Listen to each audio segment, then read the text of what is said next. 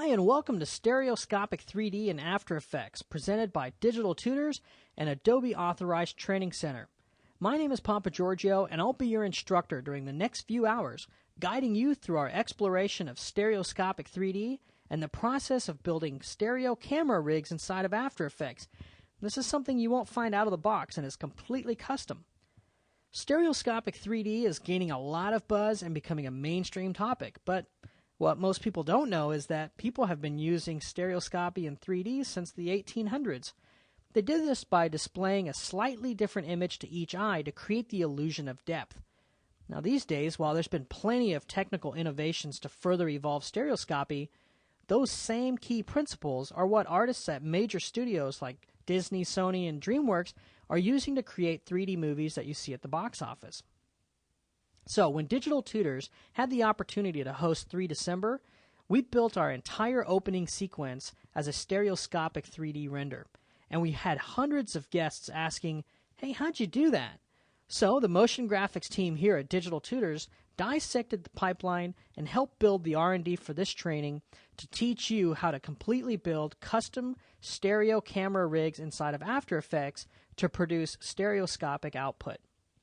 Learning where to start and how to create stereoscopic 3D content can be an overwhelming process for any artist at any skill level.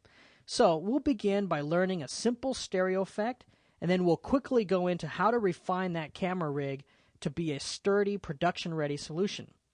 We'll then spend a great deal of time going over the mathematics and the formulas used in stereoscopic imagery, but don't let that discourage you. We've got a lot of time and energy put into making sure that that process is very easy for you to follow and understand. After that, we'll cover the process of taking a 3D object out of an application like Maya and using it inside of After Effects while still keeping it as a 3D object and using it as a stereo render. Finally, we'll cover the process of color correcting images for anaglyphic renders and some tips and tricks. As an added bonus, we've included a pair of anaglyphic 3D glasses for you to use so you can follow along with us. Now, before we begin, I'd like to recommend that you watch this training all the way through and then go back and follow along with me. Now, this is a learning approach that we've used for years, and what you'll be able to do is see the whole stereoscopic pipeline first and fully understand where each piece and each lesson belongs. Ultimately, you'll be able to work faster within the application. So, with that, let's get started. Well, in this first lesson, I'm really excited to show you the process of taking just a regular After Effects document and turning it into a stereoscopic document. So in After Effects, we're going to take a look at Lesson 2, which is opened up here, and I really don't have anything special going on in here. I've got a no parking sign, I've got a building in the foreground, a building in the background, and then a background layer, which is this kind of gradient sky. And that's it. If you take a look at my projects, I don't have much in here either. So one of the first things that we'll do is create a new folder here, and we'll call this Assets. And I'm just going to take these PSDs and solids and dump them in there, okay? And that's going to help keep everything clean. We're going to keep everything focused. So with this all tucked away, what we now need to do is focus on this comp. For this comp, we're going to need depth. And for depth to really work, we're going to need to turn all of these into 3D layers. So let's just go ahead and go over to our switches. And there's a little cube here under 3D layers. We'll activate that on all 3 layers. And with all of them selected, I'll hit P to show my positional data here. And if you take a look, they're all sitting at 0. So let's go to my top view. So I'll switch my cameras from active to top. And if we take a look, all of our layers are sitting right here at 0 depth. So let's go ahead and get these spread out, and then we'll take a look at what that looks like. All right. I'm going to go ahead and go to my background. Go ahead and send that back to about 2100, 2200, somewhere around there, and get that pushed back. We'll go ahead and take this next layer, which is this city layer here. Okay, and I'm going to push that back. So we'll push that back quite a bit, something like 12 or let's say 1300. Now obviously it's gotten really small since we got it pushed back so far, so we'll scale this back up And what I'm going to use is this water line to reorganize or reline up with this front cityscape here. Okay, so I'll just go ahead and maybe make that a little bit bigger.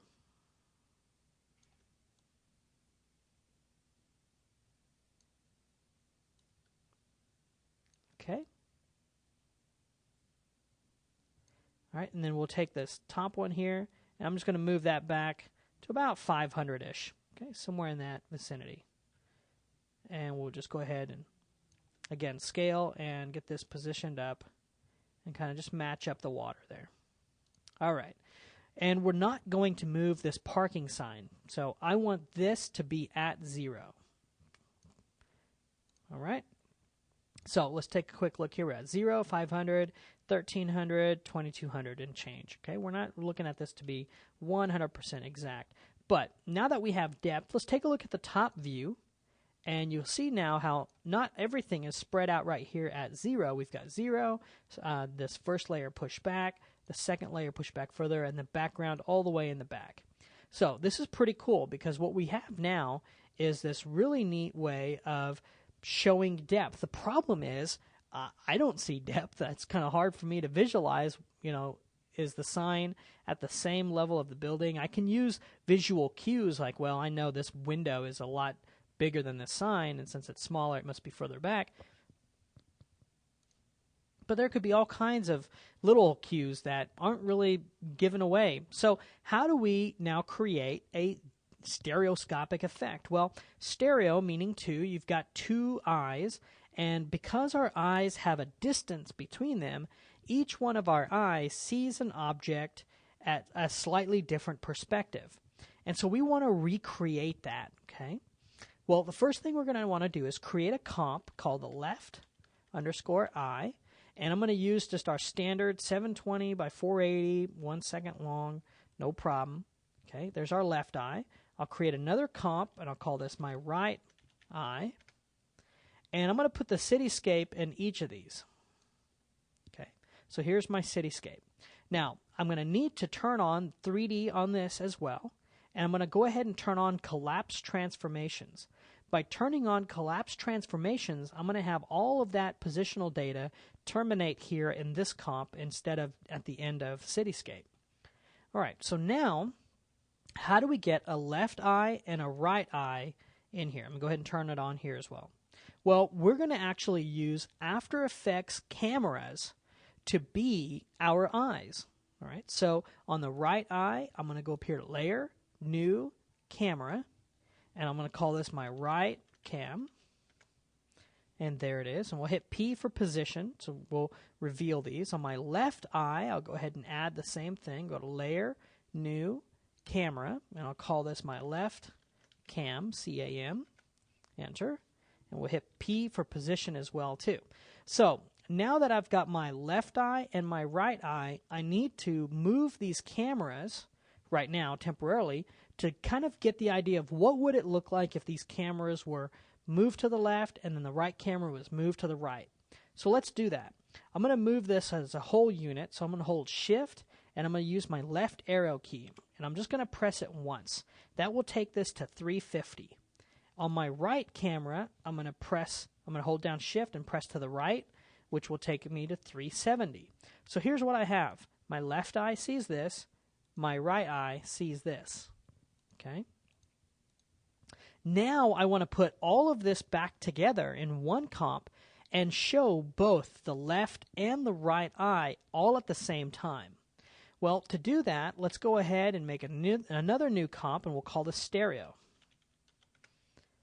Okay, and we'll take the left eye and the right eye, and we'll put them both in here. And so here's what you have. Here's the left, here's the right. But I want to show both of these at the exact same time. Well, to do that, we're going to be using anaglyphic glasses. These are the glasses that we've sent you if you've ordered the kit online. And with these glasses, and you can use any regular standard red and blue glasses, it's not an issue. What's going to happen is we want to filter all but the red data. Okay, only the red data goes out on the left channel. Everything else will get picked up. And on the right eye, we want to filter everything but cyan. So cyan will get filtered and everything else will stay. And what will happen is our brain will fuse the two images together and actually see depth, because we have a picture from here and a picture from here, and they're both going to be put together here in stereo. So to do that, let's go to the left eye layer, and then we'll go to Effect, down to Channel, over to Set Channels. And that's going to bring up our Set Channels filter. So on our left eye, what we're going to do is only show the red channel. And by doing that, we're going to turn off the Set Green, right here where it says green to off. Okay, you get purple. We're going to take the blue and turn it off. And now what we have is a red image. Okay. On the right eye, we're going to add the exact same effect, but this time, instead of showing red, we're going to turn off red. An easy way to remember this is remember red, right. Okay. So we're going to say turn off red on right. All right. Now, how do we get both of these new color-coded layers, the left and right image, to show up together? Well, we're going to change our mode from normal on left eye to add. Now, if you put on your glasses, you'll notice a stereo effect taking place. The problem is it's not perfect. And the reason it's not absolutely perfect is nothing in this scene is on the screen. And that's very, very difficult for our brain to fuse this image together, because, it's having a hard time figuring out, what's in front, what's in back, and is everything behind the screen. But watch this.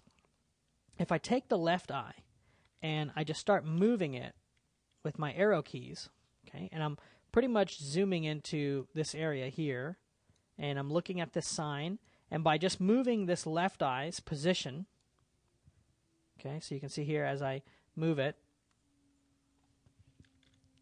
okay, I'm just going to put that into position, and I'm only going left and right. Okay, it does not work vertically. Okay, so I'm going to just hit tilde so you can see this in full screen. Take a look at this image now. This image now, you can actually see some great depth. You can definitely see that the no parking sign is in front of all of those buildings, and you can see it very, very clearly. If you even swing your head side to side, you'll actually see it. This effect as well. So this is a really, really cool way of setting up a 3D effect. Now here's the problem, okay, and this is pretty much what we're going to spend the rest of this training product covering, is if you had to set this up, no problem. You can remember to set up the left eye, you can remember to set up the right eye. The issue is, how much do you move? How much actual separation can you do? Do we move this camera? Should there be a better way? Well, definitely. There is a much better way. And that better way is actually setting up a complex stereo control rig. And by setting up a stereo control rig, anything that you want to dump into this After Effects project, we can pretty much turn into stereo. And we'll have a full control over how all of this works. So this here is the bare bones boot camp style. Hey, I just want to do stereo effect, and I don't really care about the numbers. Just give me something to look at. Here you go. Now, what we're going to do is get into expressions and get into some of the nitty-gritty stuff and really get to figuring out how do we make this so useful that we could use it in production and use it on a number of projects. So I'm really, really excited about showing you how to do all of these cool effects. I want to thank Chris Glick here at our office, who did all of the research and development on this product and actually did some of these effects for our event where we had 3 December and did the whole opening sequence in Stereoscopic. So that was pretty cool. So in the next lesson, we're actually going to go through and build our first slider and get used to writing some of the expressions that we're going to be using throughout this session on how to connect different layers to different sliders. Before we get into the process of adding sliders, let's do a little bit of cleanup in this lesson where we'll actually talk about zero parallax, what that is, as well as resetting our comps to be a little bit bigger to take care of this little overage problem that we have. So let's take a look here. If we jump over to this sign, you notice that it's crystal clear, and if you put your glasses on, there's no kind of 3D effect to it. You can tell things are behind it, but it's on the screen. This is at what we call zero parallax, and parallax means the difference between what the eyes see. So since this is at 0, there is no difference, and it's on the screen. Now, if we wanted to make this building have 0 parallax, we would just select the left eye, and we would hold down our arrow keys and shift this into place. Okay, so if you were to put on your glasses, you'll notice that the sign is you can really feel it popping forward, and the building is in back, but this side building here is really stuck on the screen. Well, it's going to be an issue for us to move this back and forth every time we want to shift zero parallax. So here in a few minutes, we'll actually be putting together some sliders to control that. Now, parallax is very, very interesting. If you say something is negative parallax, it's actually in front of the screen. Okay, it's in front of the 0. And if we have positive parallax, it's pushed back. So if it's popping out, it's negative. If it's pushed back, it's positive. Okay, and you can always remember push for positive. All right, let's also take a quick second to look about this issue right here. Notice how we have one comp ending on top of this comp, and that's because we've shifted it over. So let me shift this over some more and get my sign in zero parallax. I'm just using my arrow keys. There we go. And now you can really see it here. Okay, so we've moved it over essentially 20 pixels. So we have a 20 pixel gap where we have red and the left eye and the right eye here, but here we don't have all of it. So if I turn off that bottom layer, you can see exactly where this layer is cut off. Okay, so how do we fix that? Well, what we're going to need to do is go into the left eye and the right eye and make them both bigger comps. So I'll press Control K, and we'll just go up here and change it from 720 to 800. Okay, and we'll go to the right eye, Control K, and we'll make that 800 as well. And now when we go into our stereo comp, everything else is fine. We're going to actually render 720. If we look at this comp, it's still 720, so everything's going to be perfect. But if we look here at the edge, we no longer have this edge issue. We actually have enough that we can go on either side safely. And so that's just one thing that you may want to keep in mind as you're creating the source documents for your own projects, is to keep in mind that you're going to need to make the document 40 to 50 pixels bigger than you're going to actually use, because by shifting the left and right position, we're going to lose some of that detail. Now, a lot of people would say, well, you know what, why don't you just press collapse transformations? Well, if you do, what's going to happen is we're going to really lose that effect, because the camera now is going to be bypassed, and this view is going to, this comp is going to use its camera. So here's before and here's after, and you can see we already had zero parallax set up and we've lost it. Okay, so if I do that to both, I lose it all. Okay, so just another way of setting this up, and in the next lesson we're going to take a look at building our first slider. So for this lesson, what we're going to do is actually create a simpler way of controlling our zero parallax. All right, so in the previous lesson, we were controlling zero parallax by moving the position of the X back and forth. And yeah, that's okay, but it's not great. So let's reset this back to 360. And I'll reset the right eye as well back to 360. Okay, it's perfect. So these are here at the default settings. And if I want to control these, I would rather do it through a slider than to have to go in here and find what I need to adjust. So let's create a blank layer. And a blank layer, a perfect blank layer, is a null. Okay, so we'll just go up here to Layer, New, Null Object. Okay, and this null object, I'm just going to move it up here outside of the comp, and I'll just stretch it out to cover the entire comp. Okay, that way when I select this, I can just grab the null.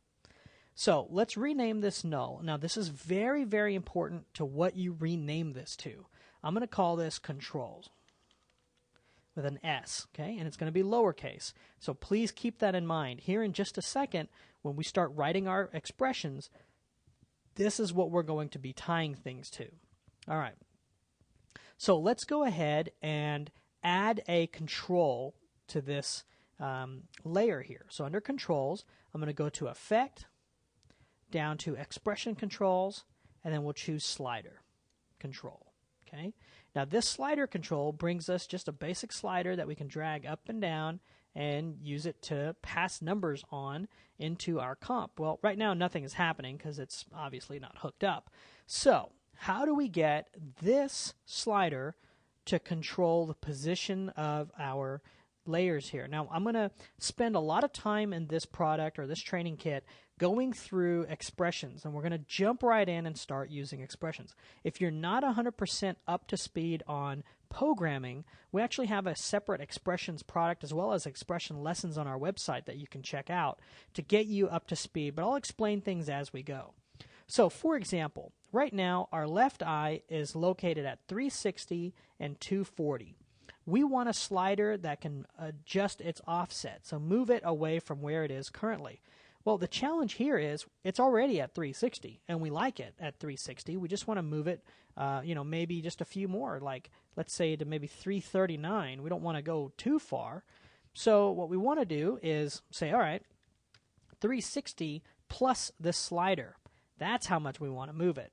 So let's get an expression started in here, and I'll show you kind of how this all goes together. To write an expression for this position setting here, we're going to press Alt and click on the stopwatch. And when you do that, you're going to get the text is going to turn red, meaning that it's controlled by an expression, and it'll open up the expression editor here inside of After Effects. Now, from time to time, I will use Notepad to type up the expression, and then we'll copy and paste it back down into After Effects whenever it comes time to making things a little bit easier to read. So for our first example here on the left eye, let's go ahead and put in the exact same position that it's currently in. So if we just type in 360, 240, okay, and then click away, we're going to get an error. Okay, and the error is going to be, it's a dimensional error. Okay, and so what it's saying is, hey, if you're going to use two numbers, I would prefer if you put a bracket around them. Okay, and I'm just going to use spaces here to make it easier to see. Okay, so let me copy this. We're talking about these brackets right here. So by doing this, it's saying, okay, here's X and here's Y. Perfect. I know exactly what to do with this information, and we're encapsulated inside of brackets. Okay, and so if I click away, no problem. Now, if I come in and I say, all right, let's say 10 plus 360, I'm going to shift it over 10.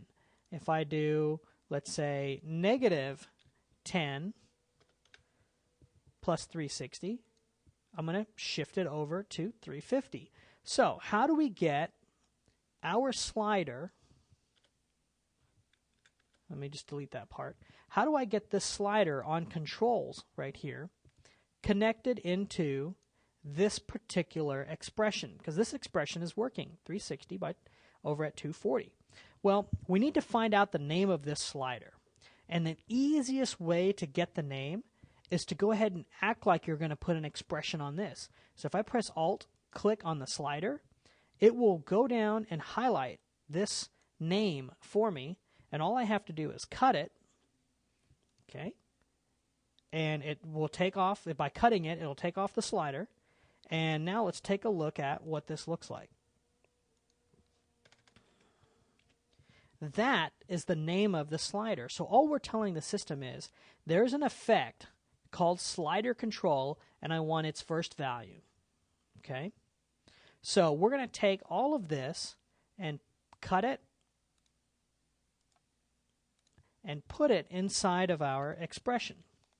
But the problem is we're going to get an error because we don't have an expression on left eye.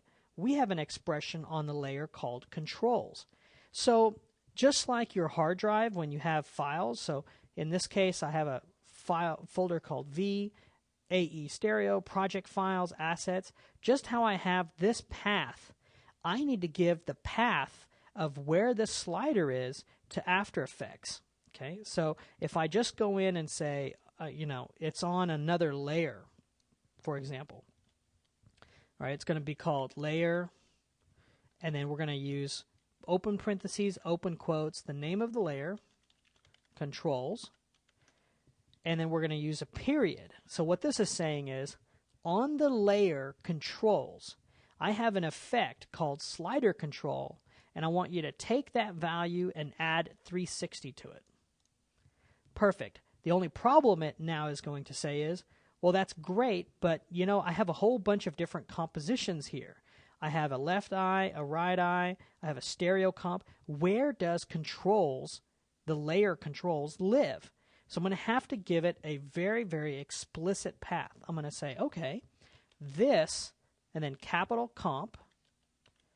This comp has a layer called controls, and in there is an effect called sliders.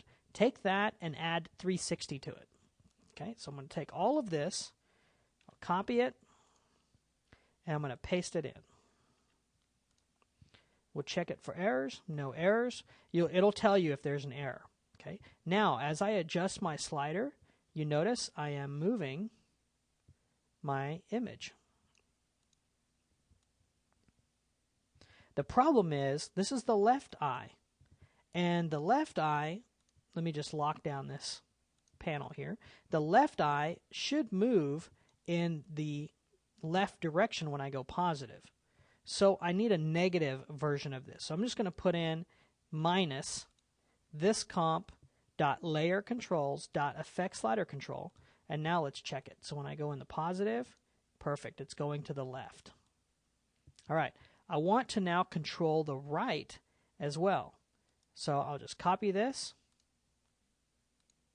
Okay, I'll go to position here on the right layer, Alt, click the stopwatch, and paste. Click away, and this one we don't want the minus, so we can go in there and get rid of minus. All right, so here's what we get. Now, if I want to adjust zero parallax of this parking sign, I can go in and very easily control that. Or if we say, you know what, let's make this building zero parallax. Okay, no problem. I can just go in and dial that in, or maybe this building back here. I can just keep dialing it in exactly where we want our effect to be. And this is a lot more intuitive than trying to nudge layers around. Okay, so that's our first look at our expressions. It's a very simple expression if you think about it. And this is kind of the basis of lots of expressions, right? Where this number is representing X, and this number represents Y. Remember to have the bracket as you type this out, and remember to have this comp and then the layer. If you have any errors, double check the name of your layer, okay? Because that'll cause errors as well. All right, the only thing I'm going to do now is rename this slider control to zero parallax.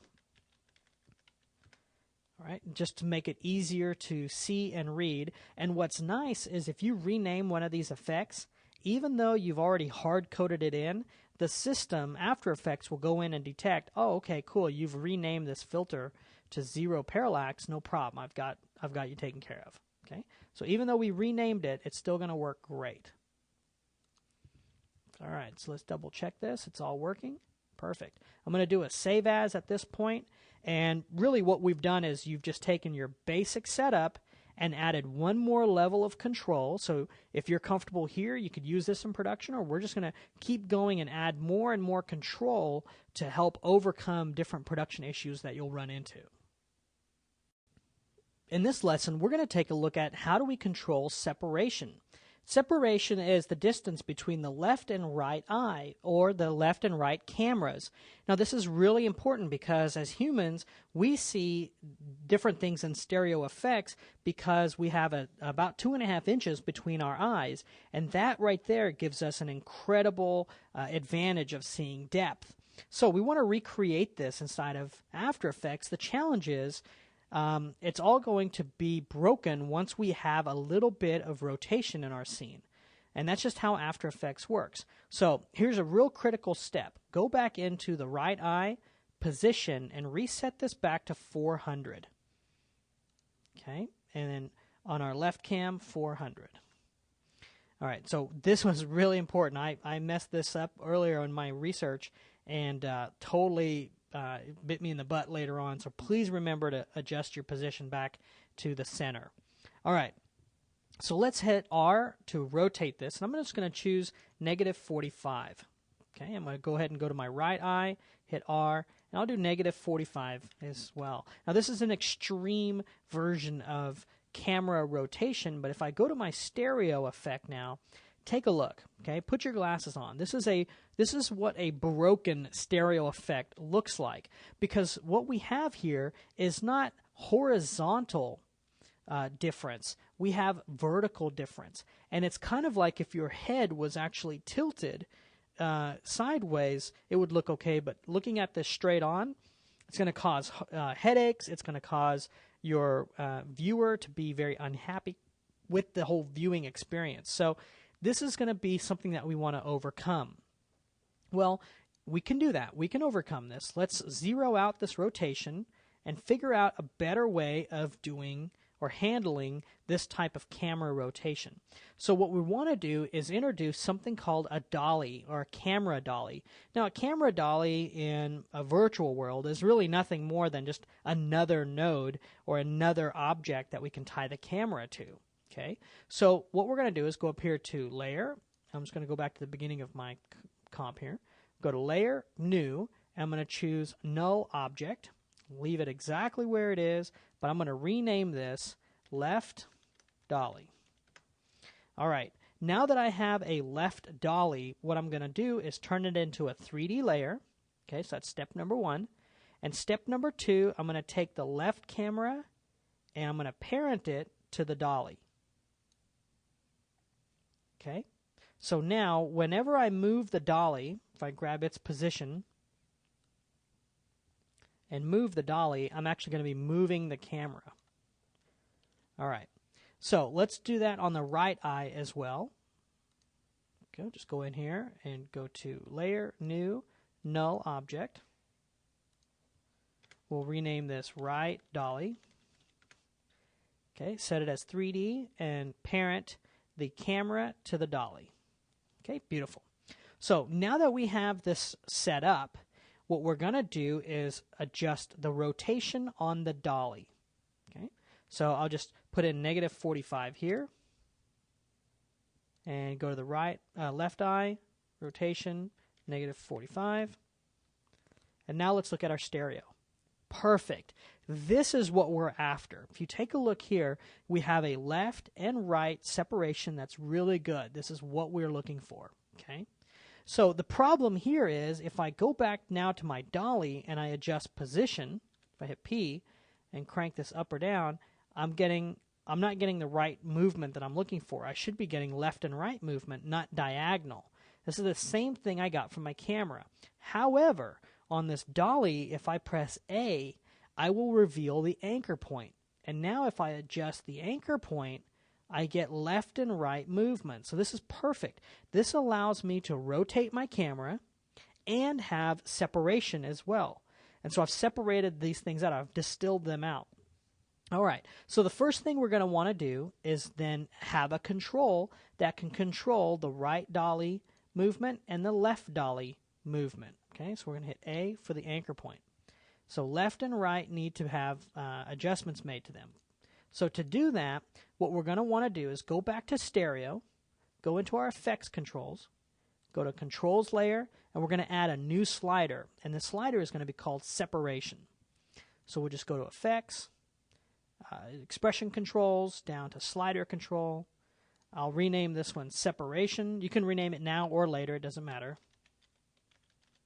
Separation. And what I want to do is take the value of this separation and plug it into this anchor point value. So we already know how to activate an expression. We're going to press Alt, click. And for here, it says we need 3 numbers, X, Y, and Z. No problem.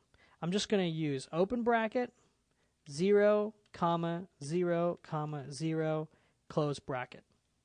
Okay, and why am I doing this? I just want to make sure that that's it. It worked. I have 3 numbers, and it worked. Now I can figure out what to put in those 3 numbers. That's the easy part. All right? So what we want to do is take this, I'll copy this, and I'll go back into my notepad, and I'll paste this in. All right, so there is my left dolly, pretty much my basic setup here. Now, how do I get my slider in here? Especially since my slider is nowhere to be seen on any of these layers. It's all the way over here in this comp, on this layer, and this filter. How do I get that? Well, first things first, let's find out the name of this slider. Now, you could have copied or remembered the previous stuff that we wrote. I'm kind of lazy when it comes to that. So I'm just going to press Alt, click on this little slider stopwatch, and it will bring up the name of this filter. Okay, so an attribute. So I'll select it, I'll cut it, Control X, deselect, and temporarily it acted like I was going to put an expression on it, but by deselecting and cutting, I've removed it.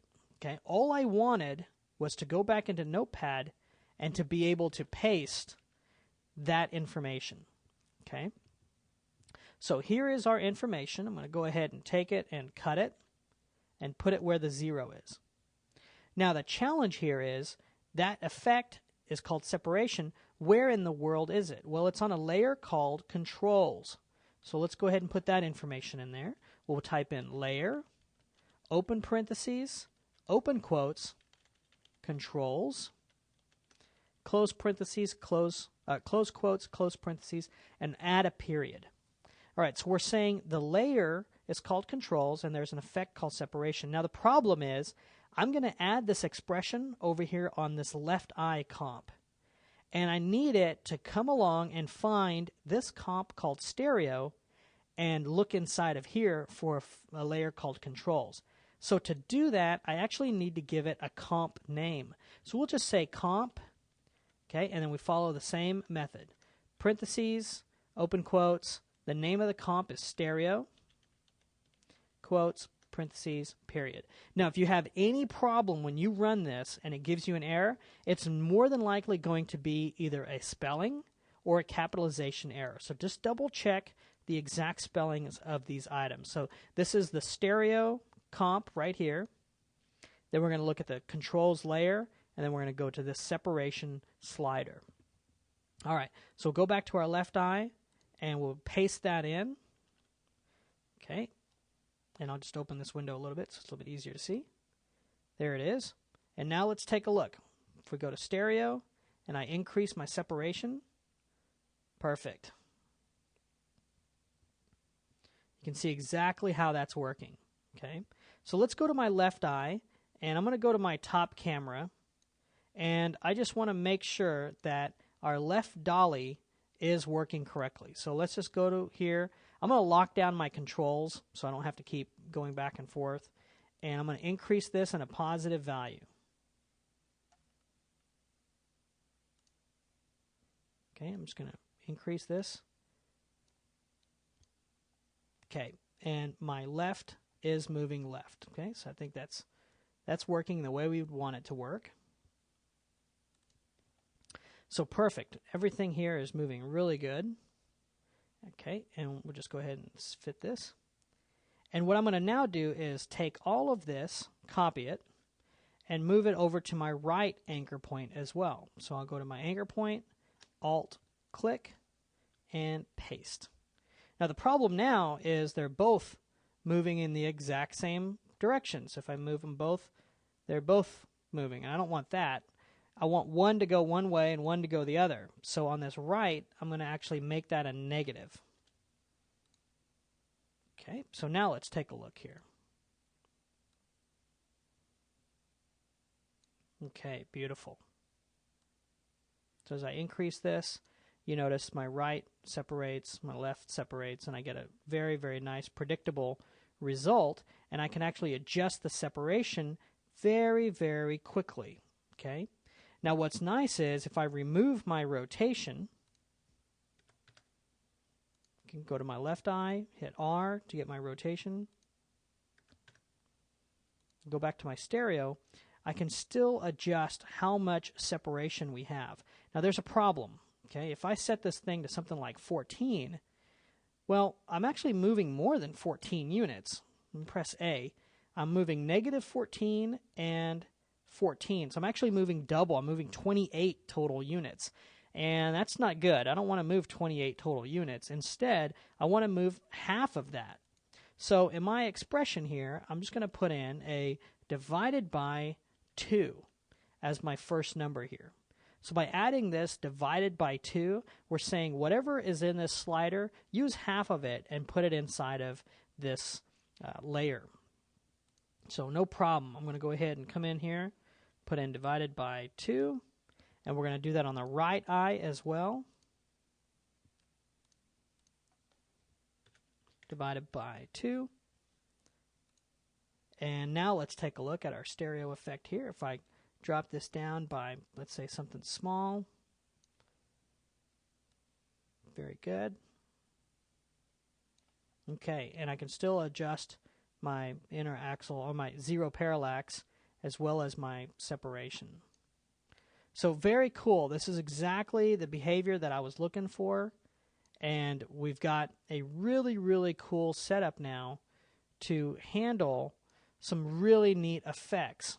Okay, and by setting up these two sliders, without really getting into the math of all the things going on, what we've got is a very easily controllable comp here that will save us a ton of time.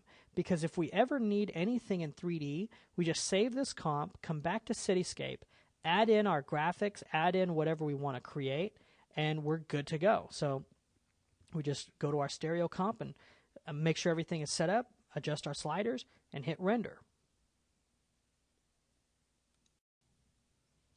Now that we have our basic setup done, we don't want to go in and have to adjust the left and right eye every time we want to possibly animate the camera. Instead, let's actually go in and create an animatable center cam and center dolly in our main comp. So here's the issue. If we decide, wow, it would be really cool to have a little bit of rotation, we have to rotate it here and then go back into the right eye, get rotation on here, and remember the exact amount. Wow, if you're off, then you're totally out of luck. We have to start over or hunt everything down. And so we want to avoid that. Okay, I'll just zero these back out. Instead, what we're going to do is create a camera and a dolly here inside of this Cityscape, and then tie these attributes here into the left and right cameras, okay, or the left and right comps. All right, so in our Cityscape, our stereo, I'm going to zero these out. I'm just going to hit 0 on all of these. Okay, and our left and right cam, let's check the positions of these. Okay, 400 perfect. Okay, and our camera point of interest, we're going to set that to 0 as well. We're going to just zero everything out. So point of interest here, we're going to zero that. Position 0, position 400. Perfect. So now our stereo and our Cityscape are both identical. Okay, so that's what this looks like. That's what this looks like. However, I still have the separation that I could pull, and I have the zero parallax and separation that I can adjust. Okay? So I'll just zero everything out just so this is a little bit easier to manage. All right, so what I want to do is go to Cityscape, okay, and I also want to create a camera here, and I'm going to call this my center cam. All right, so there's my center camera, and I'm also going to create a null here. So we're going to create a null object. I'm going to name this my center dolly, and that's going to be a 3D layer. All right. So what I'd like to do is go ahead and parent the camera to the dolly. And now when I rotate my dolly, see how it rotates here? I want that to then be translated over to the left and right cameras, because right now they're not. Well, to do that, we're going to tie in a expression that says, okay, I want to take the Cityscape comp this layer called center dolly and each of these attributes and connect them directly into the dolly's position. Okay, so P, Shift, R will give position and rotation. I want to tie it into each of these directly. All right, so that's really easy to do. We're going to do all of them first, and then I'll go back and I'll show you how we do an offset, because we're going to have a little bit of a problem. All right, so let's go ahead and add an expression here, and we're going to get something that says transform position. So I'll just copy this, and we'll go back into Notepad here, and we'll put that in, transform position. Okay. Where do we want to get this transform position from? So that's what this thing is called here on this particular layer, but I want to get this information not from the left dolly, but from the center dolly off the cityscape. So we'll say comp, okay, and we'll give it a name, cityscape, period, layer, okay, remember, open parentheses, open quotes, center dolly dot transform dot position. Okay, this is what we want right here in front of each one of these attributes. So that's perfect. Let's just copy this and let's paste that right here in front. Okay, make sure that the period came through. And perfect. It picked it right up. So let's go ahead and add it to orientation. Click right here at the front, paste. We'll go ahead and add it to rotation, paste. We'll add it here to this one, Y rotation, and then we'll also add it to Z rotation. Okay, so what's happening is all of these attributes are now being driven by the cityscape attribute. So if I adjust the rotation and I go to the left eye, it's rotated as well, which is perfect. If I go to the right eye, it's not. So let's get this set up. Okay, so on the dolly, we're going to hit P, Shift, R. So that's going to be position and rotation. Okay, I like to actually go through and click all of the stopwatches first with Alt press down. And then I like to go in and hit paste. So Control V. And we're just adding in that path of where we want this information to come from. Okay. Now notice here in my stereo effect, I can still do my separation. I can still set my zero parallax. Okay, let's just get this high enough so you can see. So I still have all this happening. It's still happening in the correct left to right position, horizontal position, but it's all being controlled by this one camera. Okay, perfect. That's exactly what I want. All right. There's one issue, however. Let me just zero this so you can see. So the stereo and the cityscape, they should be identical. But they're not. Look at this sign. Notice how it's shifting, especially if I set all these to 0. So take a look here and take a look here. Huge difference. And here's why. The left eye and the right eye, both of these comps, they're 800 pixels. But the cityscape is 400 pixels. So if I look at the position here, it's at 720 pixels. So it's at 360, which is the halfway point. However, my left eye and my right eye, these comps are 800 pixels. So this really should be 400, not 360. Okay, right here. So what we want to do is take all of this information. I'll just copy this, and we'll go back to our notepad, and we're just going to say, all right, how do I take this information and set the X, Y, Z separately? Right now, by default, if I just put in transform position, After Effects knows, oh, okay, I know what that is, X, Y, and Z. It's an array. It will hold all the information inside of this attribute. But we want to set a completely different number for X. Well, to do that, we have to tell After Effects exactly what we're trying to do.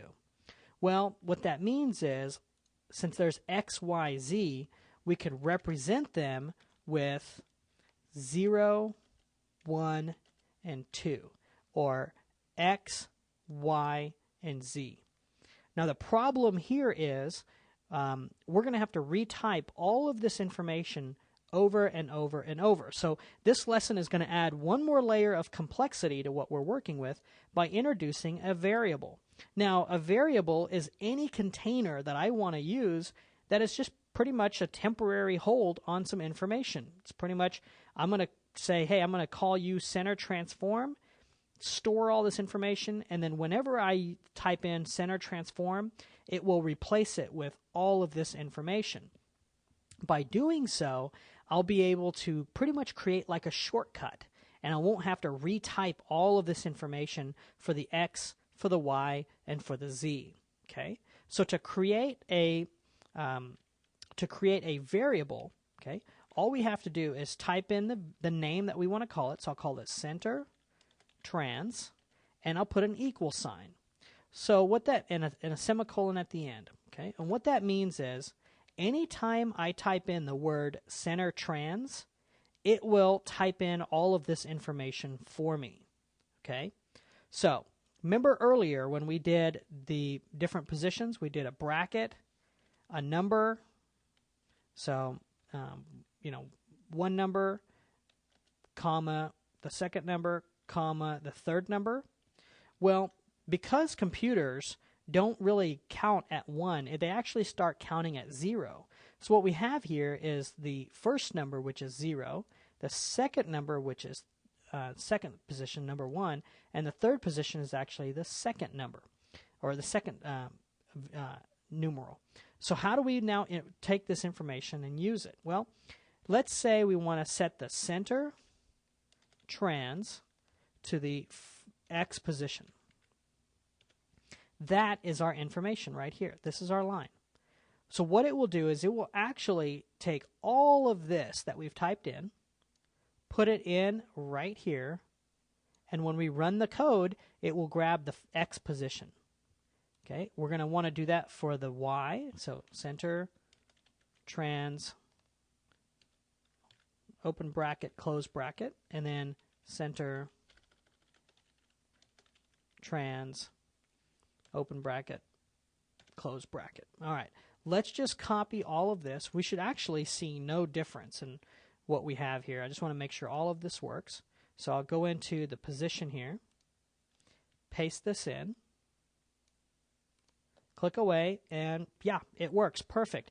And so you're probably going, wow, why did we type all of that in and got no change? Well, what we wanted to do, remember initially, is take this number from 360 to 400.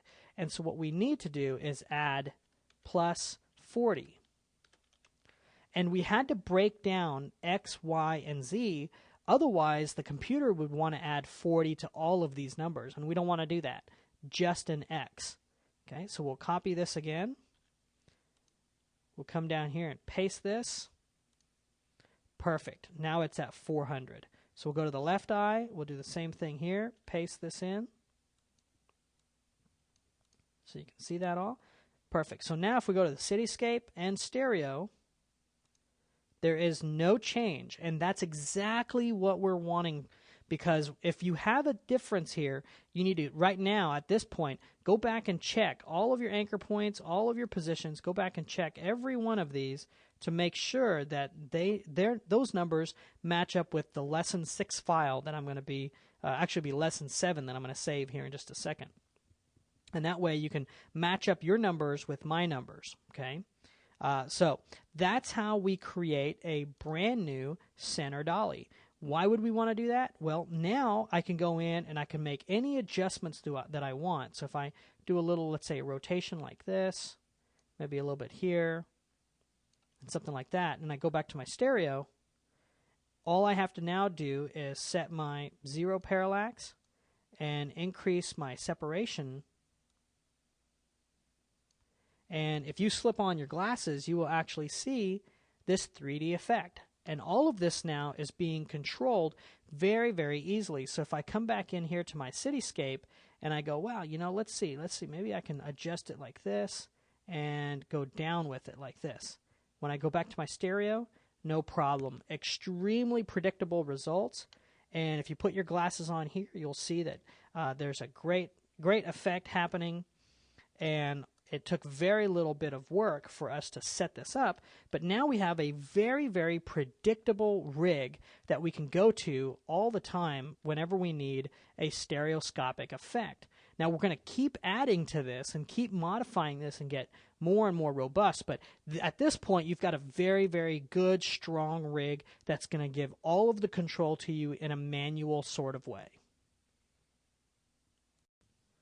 Well, before we get too far, let's take a few minutes to actually clean up our project and get all of the settings that we need in there processed. So here we have Lesson 7. This is exactly where we left off in the previous lesson. I just want to take a few minutes to clean up our comp, as well as duplicate and make a few more comps and clean up our expressions just a bit. All right. First of all, let's clean up our folder structure here. I'm going to take my solids and dump those into my assets folder, okay, just to kind of clean those up. I'm going to rename the cityscape to 3D. This will allow me to pretty much find that very quickly, know that that's the comp that I put my 3D elements inside of, and be good to go. Now this left and right eye, I don't ever want to mess with those. We don't want to touch those. And so a folder that I usually make here at Digital Tutors when we're working on production is a do not touch. And what this tells any artist who picks it up is be careful. You don't want to mess with any of the comps that are inside of this do not touch folder. Now that leaves us with two final comps left. We have a 3D and we have a stereo. Now the stereo is pretty much this effect that we've been working on. The thing is, okay, it depends on what the output's going to be. In this instance, I'm looking at anaglyph, but I may want a separate left, I may want a separate right, I may want a lot more data than just what I have here. So what I'm going to do is take a second to duplicate this stereo comp, okay, Control D, and I'm going to rename this anaglyph underscore render, okay? Now by doing that, I've got two copies of this stereo, the stereo and the anaglyph render. If I double click anaglyph render and I'm working in here and I go, oh cool, okay, I have some settings, let me adjust my zero parallax. Yeah, that looks good. Well, if I go back to my stereo controls here, that's not the same image. And what I want to do is actually lock these two down so they're the exact same image. Nobody can come along here and make an adjustment and accidentally force me to have to re-render something that I thought was going to be what I needed. So the stereo, this controls, we're going to treat those as kind of like the master controls for this whole stereo setup that we've built. And I don't want this anaglyph render, which is just a duplicate of this comp, to ever use this information. Okay, I don't want it to come from it. I want it to come from the stereo. So to do that, what I'm going to do is I'm going to select controls and I'm going to hit delete. Now when you do that, it's going to say, wait a minute, I'm using that in an expression. I'm going to say, okay, no problem. And it's going to say, wait a minute, I'm also using it on the right eye layer. No problem. So now we've got a problem inside of each of our expressions. Where it says this comp, we want to replace that with the actual name of the comp of the slider that we want to use. And in this case, it's called comp, parentheses, quotes, and the comp is going to be stereo, quotes, parentheses.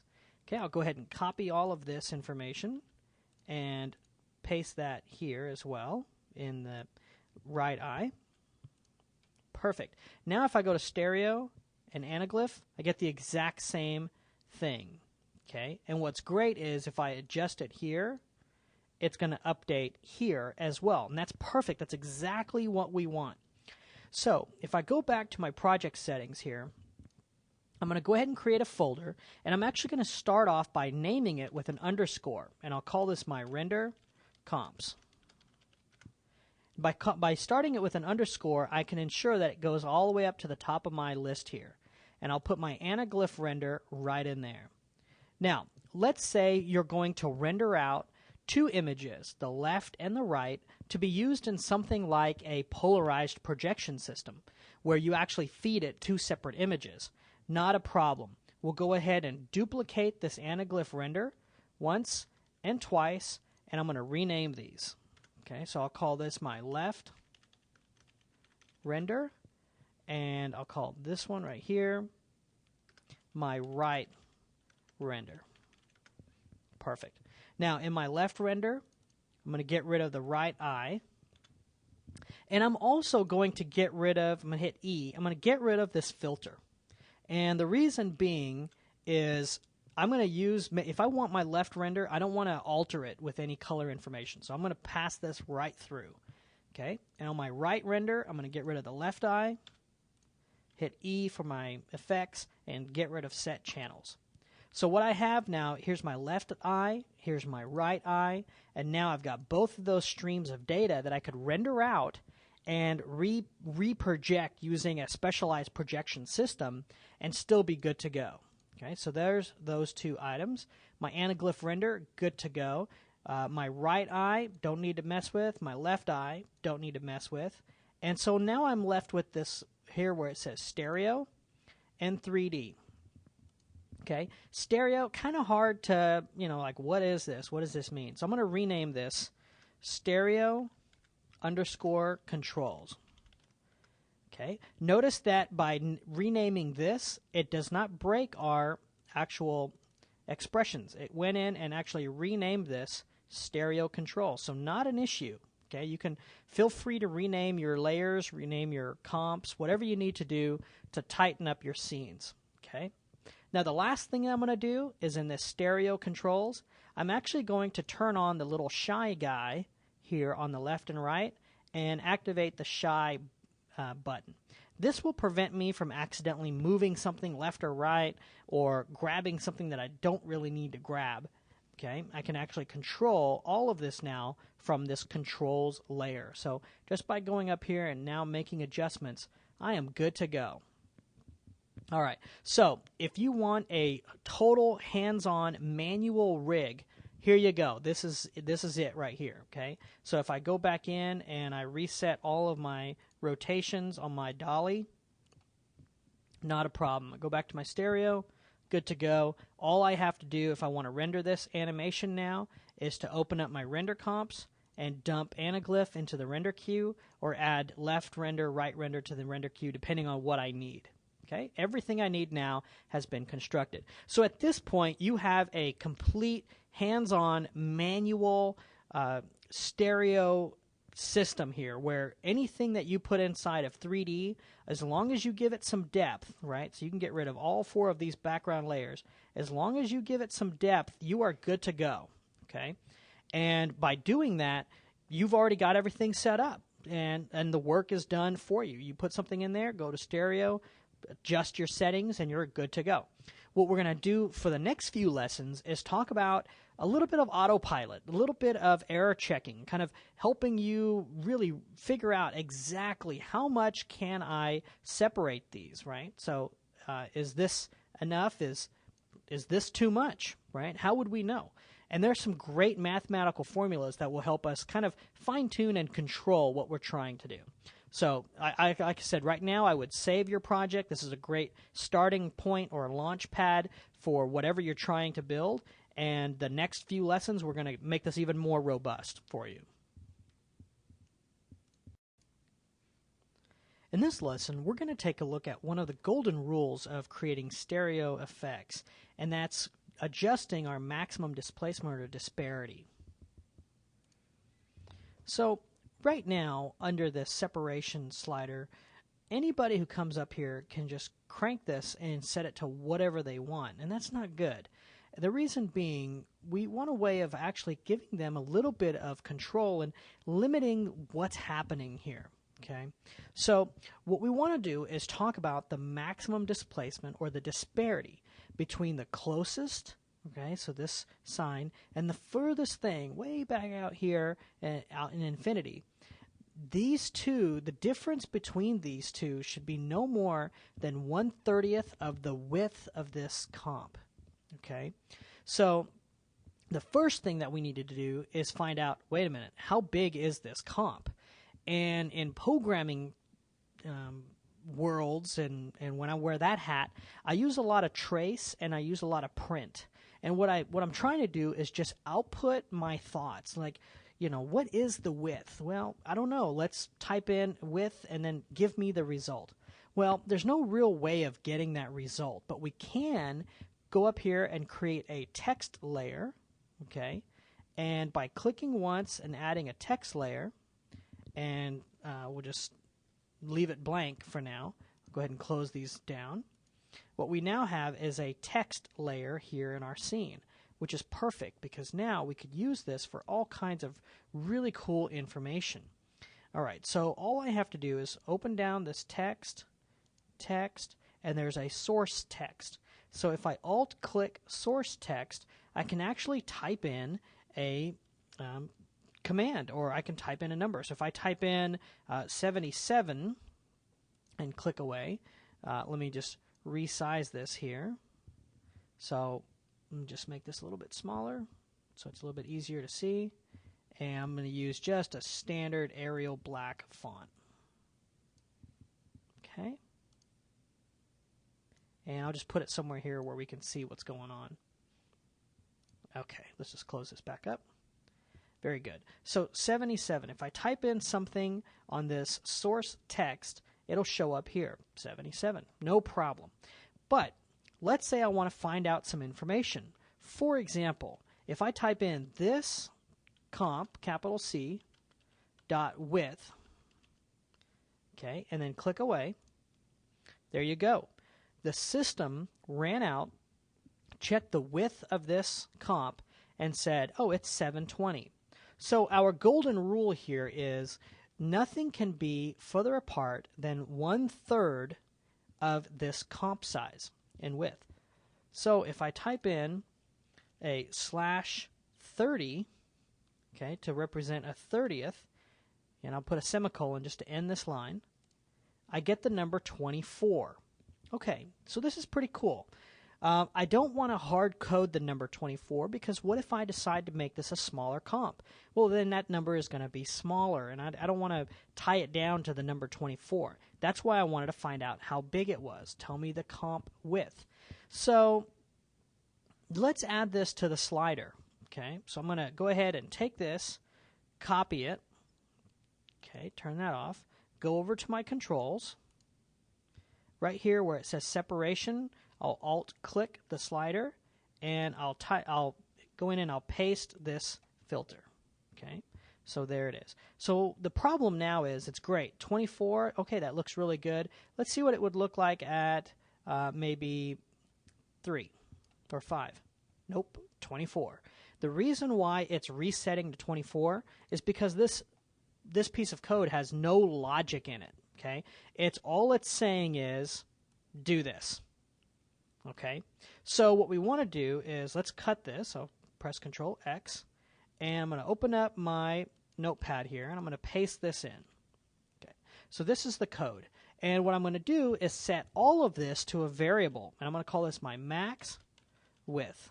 So I'll say my max width equals this comp's width divided by 30. Now I know, okay, whatever I set this comp to, it's going to take it, divide it by 30, give me 1/30th, and then set everything to this max width. Perfect. Now, what can I do with this max width? Well, I need to give it a little bit of logic, okay? And logic in computer terms is essentially if this, then do this. Otherwise, do something else. So if you write it out like that, you can say if this is true, do this. If let's not say if this is false, then do this. So essentially what we're saying is something like if the lights are on, turn on the stove. If the lights are off, then leave the stove off. You could do something like that, okay? So how do we put this inside of After Effects? This kind of logic, like, hey, if this is happening, then do this. Well, let's type this in. We'll say if, and now the condition or the statement is wrapped around parentheses. We'll say, all right, parentheses.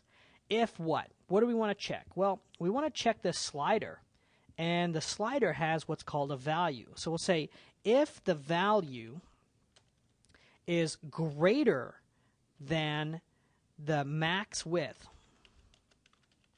Okay, if that is true, then I want you to do something. Okay, and we represent doing something with these little curly brackets. So if you set up a curly bracket, make sure you close it, and now whatever you put in here will happen. So we'll say if the value is greater than this number, this max width number, which is 24, then I want you to set the value of this to max width. Okay, so here's what's going to happen. It's going to come along here, take max width, find out the comp, which is 720, divided by 30, which is 24, and it's going to say, okay, if the value is more than 24, then leave it at 24. Okay, so let's go ahead and copy this, and I'll put this inside of our slider control here. All right, so if I slide down to, let's say, something like 2, let go, wait a minute, it still goes back to 24. If I take this to 80, I'm still at 24. I'm not for sure why it's not working. Well, what we're missing is what happens if this is not true. This is only if this is true. So to say if something is not true, we say else. Else, I want you to do something. And we represent that with these little squiggly brackets. Okay, so we'll say, okay, if this is true, do this. Otherwise, or else, just set it to the value. Okay, now watch what happens. I'll copy all of this. I'll repaste this. Okay, perfect. And now, if I take the slider down to something like 11, it'll stay at 11. If I go to 18, 18. But if I take the slider to, let's say, 46, it says, whoa, wait a minute. You're more than 24. The most you can be is 24. So we added a great piece of logic to this. There is one problem. If, however, I set this to, let's say, a negative 55, it'll be, okay, cool, I like negative 55. But the problem is our eyes would never go that way. Our left eye is not going to go all the way to the left and our right eye all the way to the right. That's just not going to happen. So we need to put one more level of logic around all of this. So we'll say, okay, let's put in a value like this. If the slider, the value, is less than 0, okay, so if it's in a negative value, I want you to do this. I want you to take all of this, and I want you to set it to 0. So if you go into a negative number, too bad, you need to set it to 0. Okay. Otherwise, we'll leave an else here. Else, I want you to do this whole statement. And what I like to do is tab things in when I type them out, and so I know where things end. We'll just end this here.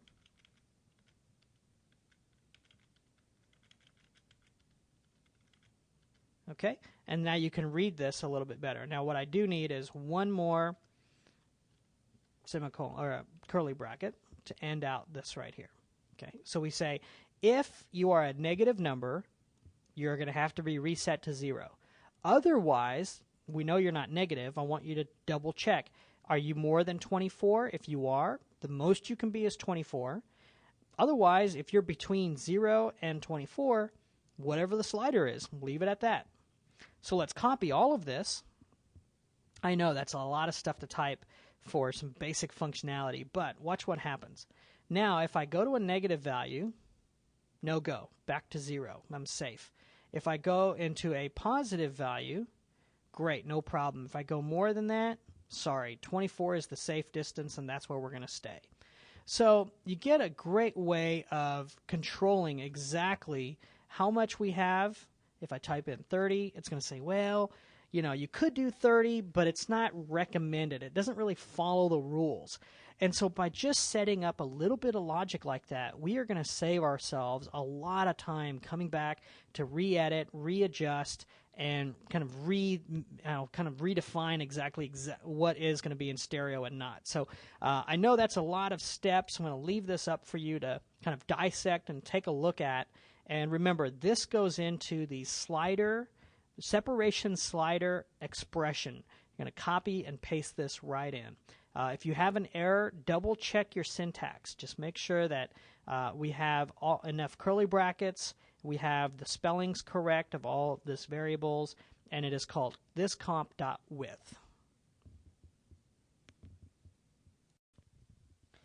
All right, so now we're going to spend a couple of lessons on creating some visualization tools to help us visualize some of the things that are happening within our After Effects project. So let's take a look at where we left off. I'm on lesson 9 here, and I've got this text layer. I'm just going to go ahead and copy this and just turn it off. I don't really need it now. I'm going to go back into this 3D comp, and I'm just going to paste. Okay. So what I want to do is create some type of a visualization tool to help me figure out zero parallax, kind of where in my scene I want zero parallax. So right now I'm able to control this by selecting the controls and saying, okay, let me adjust this slider until whatever I want is zeroed out. So in this instance, the sign is now zeroed out and it's on the screen.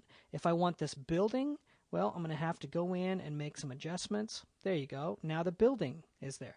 So if you have, let's say, 3 or 4 of these stereo comps that you're working on, this is not a big deal and you can move on with life.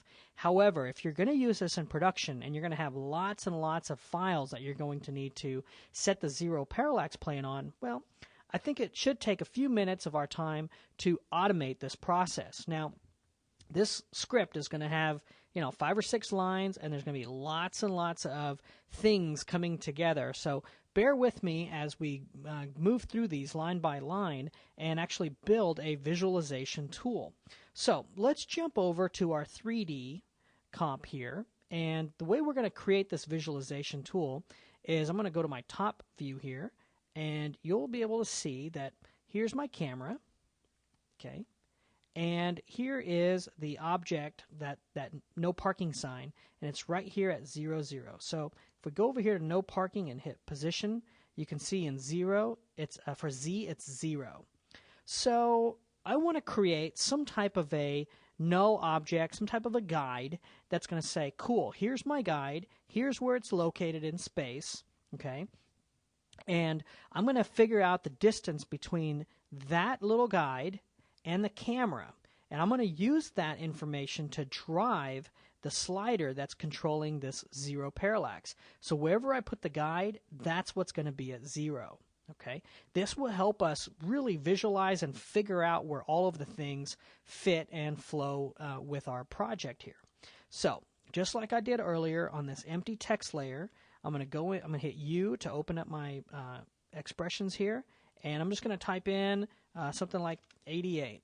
Okay, let's just go to our active camera, and there it is. It says 88. Perfect. It works. Okay, that's all we're testing. Does it work? Yep, it works. All right.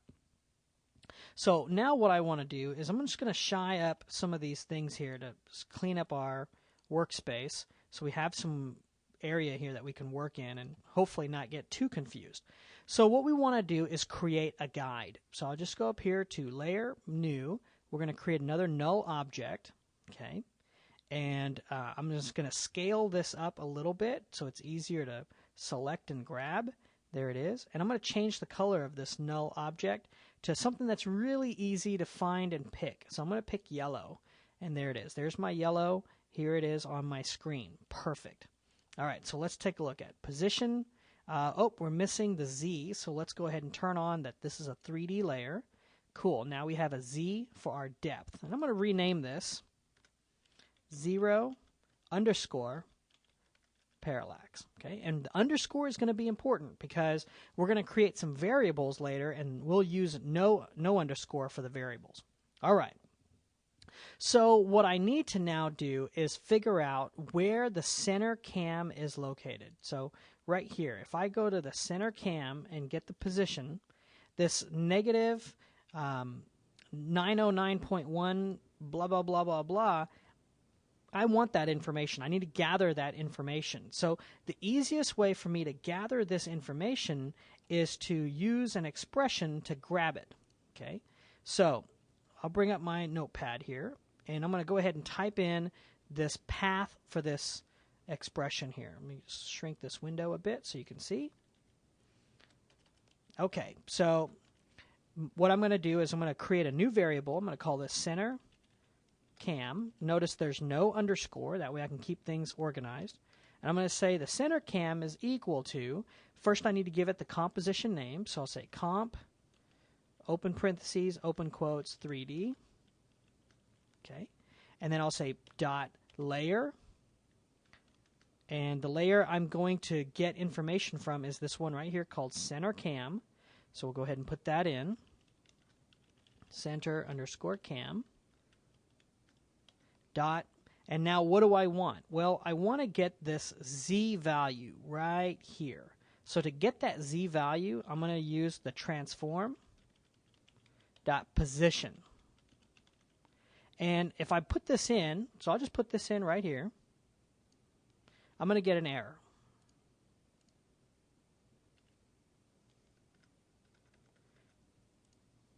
It's going to say object property.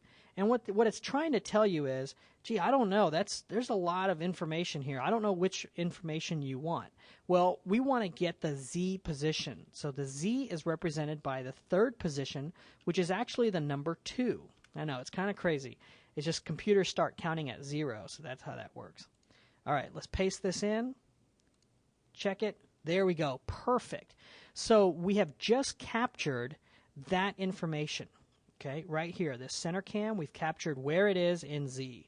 Perfect. Now, I want to capture where the 0 parallax is. So, right here, this 0 parallax guide, let me open up its position. Right now, it's at 0, so no problem. Let's just go ahead and get it just in case we move it. So, instead of retyping all this, I'm going to copy it. I'll paste it again, and I'm just going to change up some of the information. So, right here, center cam. Let's find a better name for this, actually. We'll call this 0 parallax. Okay, and notice there's no underscore. Okay, this is what I'm going to be using when I refer to this variable right here. And the layer is actually going to be not center cam, but 0 underscore parallax. Okay, and that's going to be this layer right here. All right, let's see if it should return a 0. Let's copy this and paste this in here. And click out here to the side. Perfect. It returned a 0. All right. So let's take a look at something very interesting here. Let's pause right here, okay? We've got some good information happening here. Let's take a look at our stereo controls, okay? So disregard this little area here since that's from earlier. We're not really going to use it. What I want to do is find out, all right, if I'm at 0, and what's at 0? This sign right here is at 0. So if we look, there it is. So when an object is at 0, okay, and my 0 parallax is at 0, which means they're at the same spot, what do I need to have this separation and 0 parallax slider to be set at? Well, 24, no problem. We'll leave it at 24. Let's adjust this slider until we get, there's no color information on this sign, which means this is at 0 parallax. Perfect.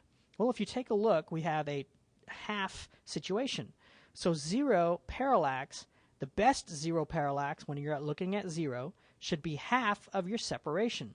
Let's test it. I'll set this to something like 18. Okay, we got some crazy separation here. If I set this to 9, perfect, it works. Our hypothesis works. All we now need to do is say, okay, let's set the 0 parallax as half of the separation. Well, that would be really easy to do. Whatever the separation is, divided by 2, and we're good. The problem is that would only work for things that are at 0. What if we move the sign way back here? That's not going to work anymore. So we're going to have to use something a little bit more complex. So first of all, let's get this number right here, this number 18 that is represented here as this slider. Let's go ahead and type that in. Let's get that information. We'll store that for later usage. Okay, so we'll call this sep for separation. I know you can use whatever variables you want. I try to use things that are descriptive. So for separation, we're going to want to get some information here. This is going to be on a comp, okay, called stereo controls. Okay, the layer is going to be called controls. And the property or the attribute that we want is an effect.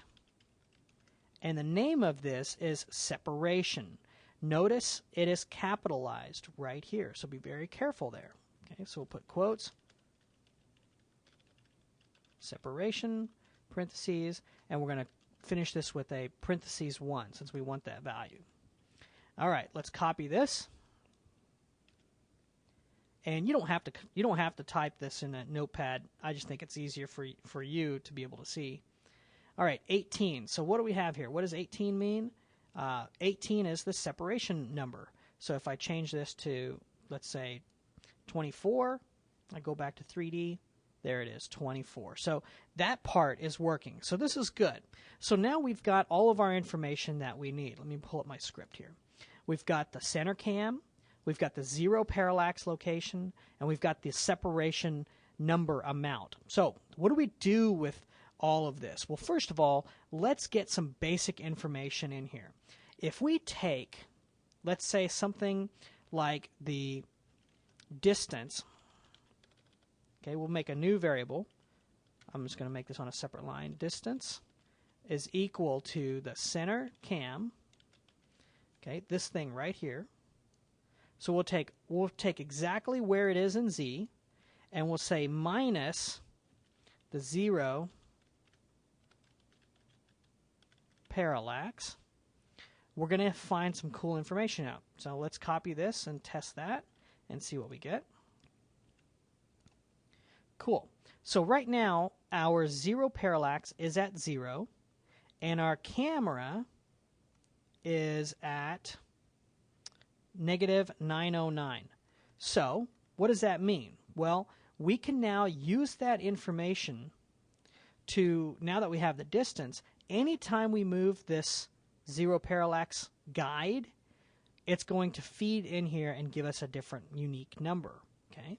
So for example, if I take my guide and I move it back, so here's my guide, okay, and I move it backwards, oops, lost it. Let's say, if I take a look now at my active camera, the number has been completely updated. Okay, so that's perfect. That's exactly what we want. All right, I'll zero that back out. So what's next? What we now need to do is figure out how do we get that half number that we were using earlier. Remember, we put in 24 for the separation, and the perfect 0 parallax was 12. So how do we get that? Well, let's start to do some division here. If we take the distance and we divide that by the center cam, okay, let's see what we get. So we'll copy all of this, and we'll paste this in. All right, so that's pretty cool. We got 1. So if I take the distance and divide it by the center cam, I get 1. Well, if I take all of that and I divide it by 2, I'll get a half. So I'll copy all of this, paste it in, and now I got 0.5. Okay, this is starting to come together. So if I take all of this, I'll put some parentheses around here because I want to control the order of operations. Remember basic algebra here. And I take the separation and I divide it by all of this. Okay, let's see what we get. Copy all this, paste it. 12. Now let's take a look. If I go to my stereo control and I change my slider to, let's say, 16, I get 8. If I change this to 20, I get 10. This is perfect. This is exactly what I need. So I'm going to take all of this code that I wrote. I'm going to cut it. So Control X. Okay. And we're going to go over to our slider. Go up to our 0 parallax slider. Alt-click to add an expression. And I'm going to paste. I'm going to paste all of that information right in there. Okay. So a lot of things have just happened. Okay. And here's the code. I'm going to let you look at this for a second. We took the center cam location in Z. We took the 0 parallax location, and we subtracted them from each other. That gave us distance. We also found out what the separation amount was based on the slider. So we took the separation and we divided the distance divided by the camera location, all that divided by 2. Perfect. And that gives us exactly what we're after. So let's go in and clean this up a little bit. Okay. We'll go into our 3D layer. This 0 parallax, I'm going to actually parent this to the dolly. Okay. And that way, whenever we animate the dolly, we're good to go. So I'm just going to move this down here, 0 parallax, and let's test this out. So for example, if I grab, let me go to my top. If I grab the 0 parallax and the no parking sign, okay, and I move them backwards, way back here, let's say, okay, and we'll take a look at the active camera. Cool, we can still see that. Let's go to our stereo.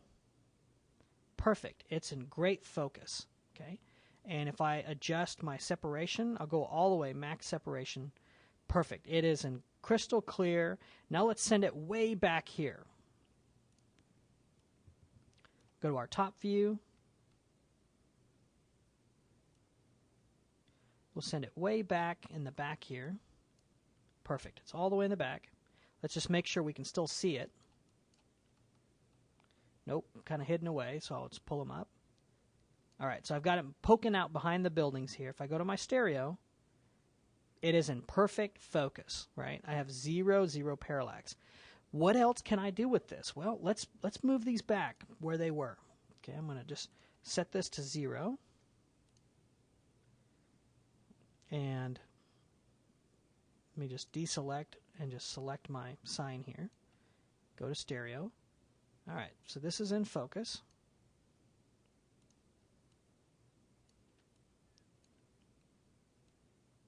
Okay, perfect. Okay, great. What if I want this building in focus? No problem. All I have to do is go to my top view, okay, identify where is the building that I want. It's going to be this building right here. And I'll say, great, let me take my guide and move it back exactly where this is going to be. So I'll just move it back like this, line it up, and guess what? When I go in and go to my stereo, this is completely on the 0 parallax, and now everything else is in stereo. So this is a really, really cool workflow. Oops, I actually moved my guide here. Let me put that back. This is just an incredible workflow of now automating a lot of this math that we're trying to figure out. And all we've done by using this expression is created a very simple way to visualize where our 0 parallax is going to be. Now there is one problem, okay? There's always one problem, right?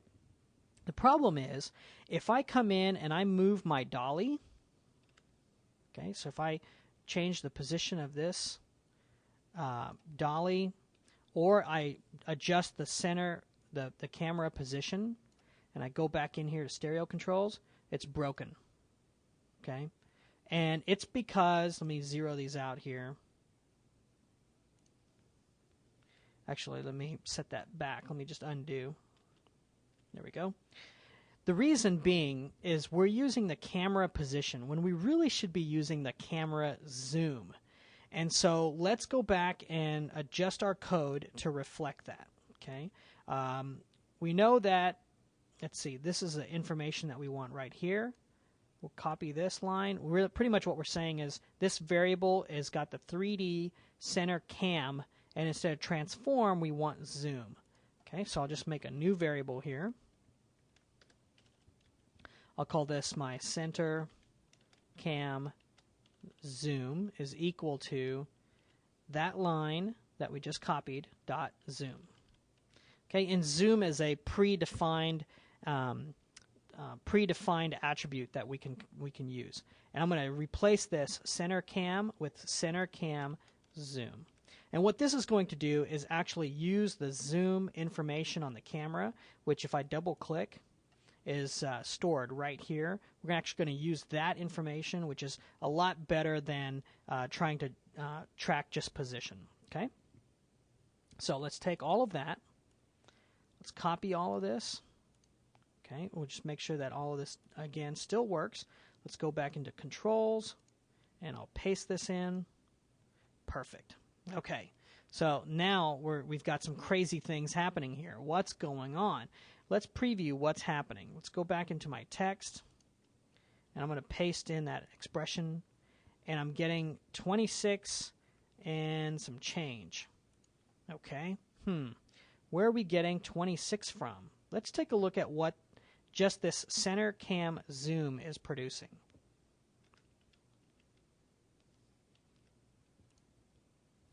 Well, it gave me the right number, 9099, but it's not negative. And that could be our problem, right? So let's go ahead and hide this layer, go back to our controls, and let me just pull up my script here. We want the negative of this center cam. And oops, we got this little extra stuff here as well. We don't need that. So we're going to want the negative of this zoom. So I'll just put in negative. All right, let's copy all that again. Perfect. Perfect. Love it when it works. All right, so here we go. Let's take a look. If we go to our top view, there's our guide. Okay, let's go ahead, grab our zero parallax guide, move it up to the sign. Looks close enough. Let's go to the stereo controls, and our sign is at zero parallax. Perfect. And if you throw your glasses on, you should be able to see a really, really cool 3D effect or a stereoscopic effect directly within your viewport. So I know that was a long, long process of setting this up. And like I said, you could do it manually. But what we've done now is given the next artist a lot of control. And like I said, you only have to build this once, and you can reuse it over and over and over. In the next lesson, we're going to create one more guide, I know, and then I'll stop. One more guide that will help us visualize a very safe environment for our effect so we don't hurt our eyes or the viewer's eyes or cause any strain. Well, we're almost done with setting up our stereo rig. What we have left now to do is to create a visual representation of our safe zone.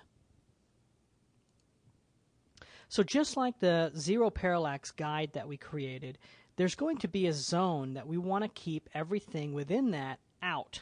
So let me show you where that is. If we take in this 3D layer something like this stop sign or no parking sign, and I bring that all the way in front of the camera, okay, and we'll just go back to my active camera here, and I'll just pull that down. Okay, so it's really, really close and in front of the camera. If I go to my stereo controls, this is going to break the stereo effect, and the reason being, let me just move this up a little bit. The reason being is the effect, it's too close to the camera, right? So what we have to deal with is a safe stereo guide or some type of a volume, because what we want to do is we've already set the max separation to deal with this object way back here in the background. But if objects are too close, it's actually going to hurt our eyes and break the stereo effect. Our brain can't fuse this image together. So what we want to do is get half the distance of the viewer to the screen. Okay? And that's going to be our safe volume. So half the distance from our viewer to the screen. So how do we calculate that? Well, we've got a lot of information. This little camera represents the viewer, okay? And half the distance of this zero parallax represents the screen.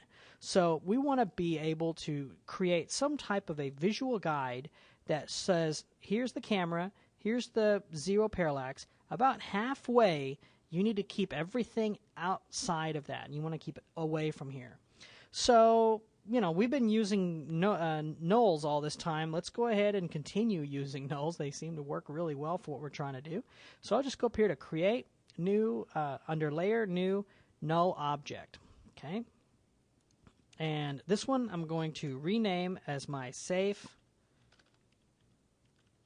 volume. Okay. And safe volume is going to do a lot of things for us. Now, one of the things that I want to do is go ahead and turn it into a 3D layer. Okay.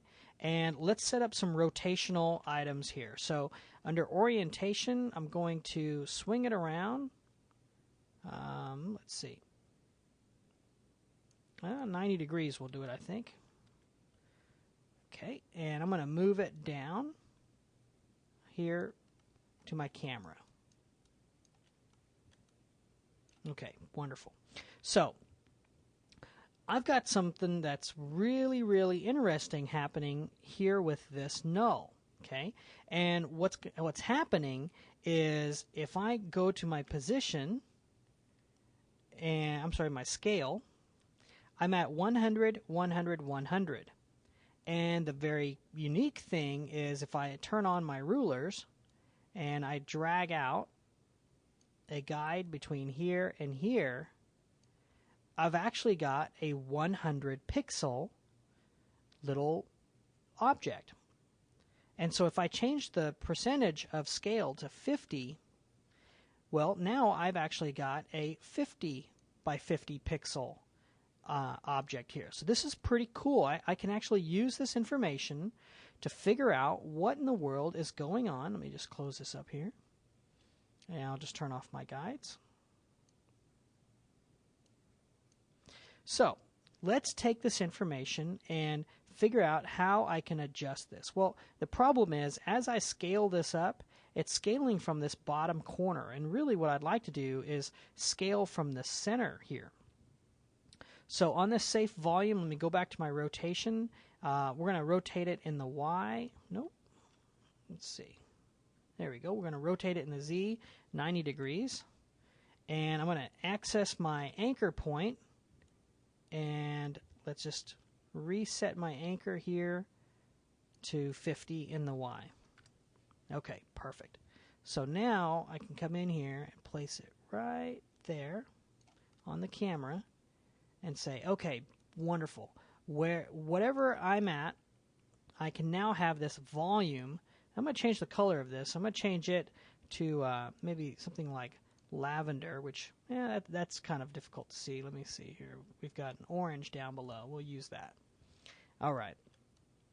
So there's my object. It's my null. It's called safe volume. And I want to take this zero parallax and I want to get some information here. I essentially want to get the distance script that we just wrote a second ago. So let's go over here to our stereo controls. Go over to controls. I'll open up my slider and I'm just going to copy all of this and put it back into Notepad. Okay. So I don't need this stuff right here. I don't need the calculation. I don't need the camera zoom. Okay, so I can get rid of that. And I don't need the separation. So really, there's the information that I need. Okay, I've already collected a majority of it. Let's just take this, copy this, and this will be our great starting point. So again, everything that we do, we can just dump it right into a text layer so we can visualize what the numbers are. So let's go back to our text layer. And I'm just going to paste all this information in. And let's see, where in the world is that number? There it is. Okay, so negative 1,166. Where in the world are we getting this number from? All right, let's take a look. if we go down to the center camera, we'll notice that this is at negative 909, and if we go to 0 parallax, we're at 256, and so if I add those numbers together, I'm going to get this number right here. Okay? So, because this is a negative number, and we're adding two negatives together because we're subtracting. So perfect. We got this information now. What I want to do is take this safe volume, and I want it to size. Let's go to scale. I want the scale to be connected to this distance information. Okay, and I'll open it here so it's a little bit easier to see. So with this distance information, how do we connect this back into our camera? Well, first of all, we can't have a negative scale. That's not good. So we want to make this a positive number, okay? And so there's a great operation that's built into Maya, a whole bunch of these functions. They're JavaScript functions, and it's called math.abs, absolute, and we put in what we want. So we'll put in dist, and what we'll get here, we'll set the distance equal to the absolute value of the distance. And what we should get now is a positive number. So let's copy and paste this back in. And now we get a positive value. Well, this is the entire amount. And I'll use this and I'll show you where we want to change it. So if I put this into an expression on scale, I'm going to have a problem. Because let's take a look. What does scale need? Scale, excuse me. Let me set a keyframe. Scale actually wants three numbers. So remember, it wants a bracket, 100, comma, 100, comma, 100, bracket. Okay, if I deselect, you notice everything is nice and happy. Okay, so I'll just go back into my top so you can see what's happening. There it is, 100 by 100 by 100. Perfect. So let's take a look at our code. We know we need the information put in a situation where it looks like this. Bracket, a number, comma, a number, comma, a number, bracket. Well, let's put in this dist. So dist right here. Copy that. We'll put in dist, comma, dist, comma, dist. Okay, and essentially what we're telling the system is take all of this information and use it in your scale, X, Y, and Z. Let's go ahead and copy this. And actually, I'm going to just cut all of this and put it right here in the expression for this scale. Perfect. So, what's happening here? Well, we want to do a couple of things first of all. All right. Our orientation, let's double check that. Let's hit A. Our anchor point, that looks good. Position, that looks fine. We may need to double check our position. Okay. But what I want to do is make sure that this is the parent of the center dolly. Okay, perfect. So what happens here? Well, if I move my, let me just get this in Z here. Notice how if I move my 0 parallax, I get a different scale. Okay, very good. This is exactly what I'm after. The challenge here is I only want half of this number. I don't want that full number.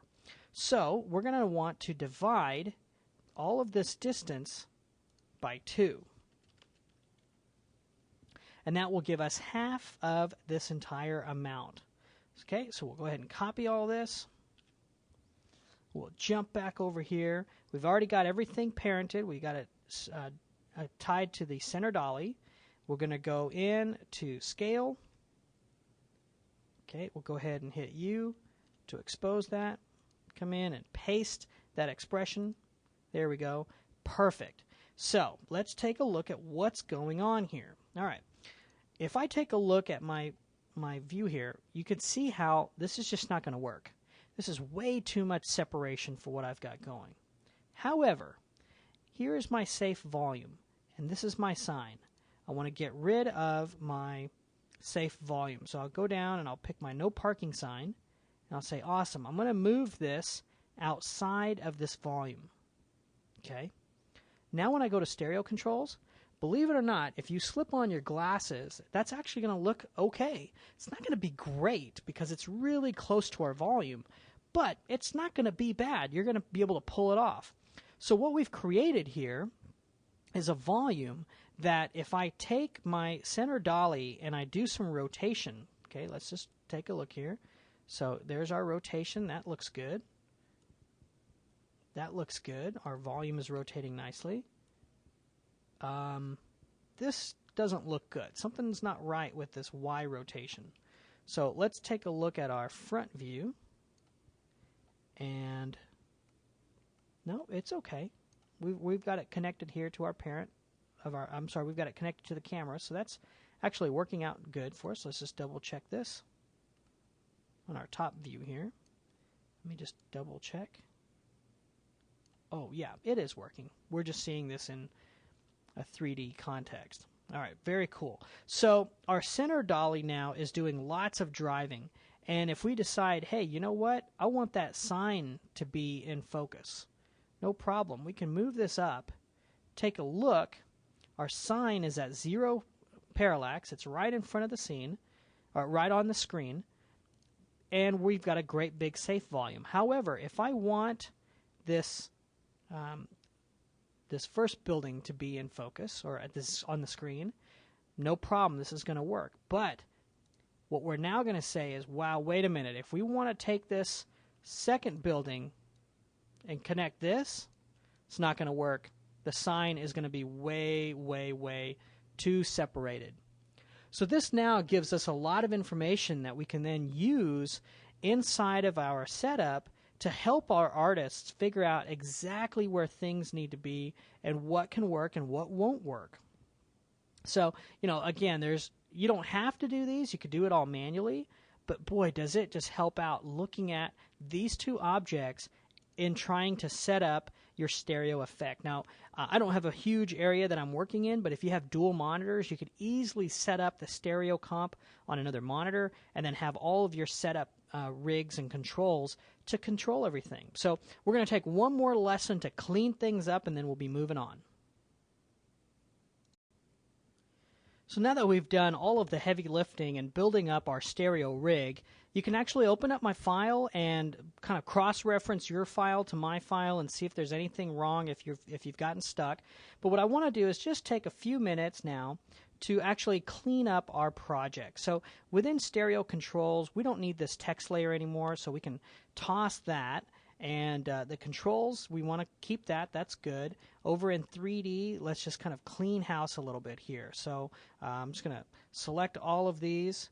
And let's see, we don't need that text layer anymore. I'm going to shy guy a few of these things. So the center cam, we don't really want to mess with. The safe volume, center dolly. Center dolly is what we're going to animate, so I'm going to set that to the top. And, we've got all of our animation stuff. So let me or all of our artwork. There we go. So let's shy everything but the artwork. Okay? So that's useful there. Let's go back into our project. Let's just double check. We have these nulls that we've generated. Let's go ahead and put those into our assets folder. Okay, we'll just select all of these nulls and put them here inside of one folder. And I'm just going to clean up here. Okay, and I'll just call this nulls. All right, and it's just a way of kind of organizing our work. Let's see, everything in here would be good. Let's go to our render comps. Now, if we open up the anaglyph render, we don't want to accidentally stumble upon any of this information. So I'm going to actually shy all of these layers and put shy on there. And instead, I'll actually create a new layer. And I'm going to create this as, you can do either a null or an adjustment layer. I'm just going to choose an adjustment layer. And I'll put in here, I'll rename this notes.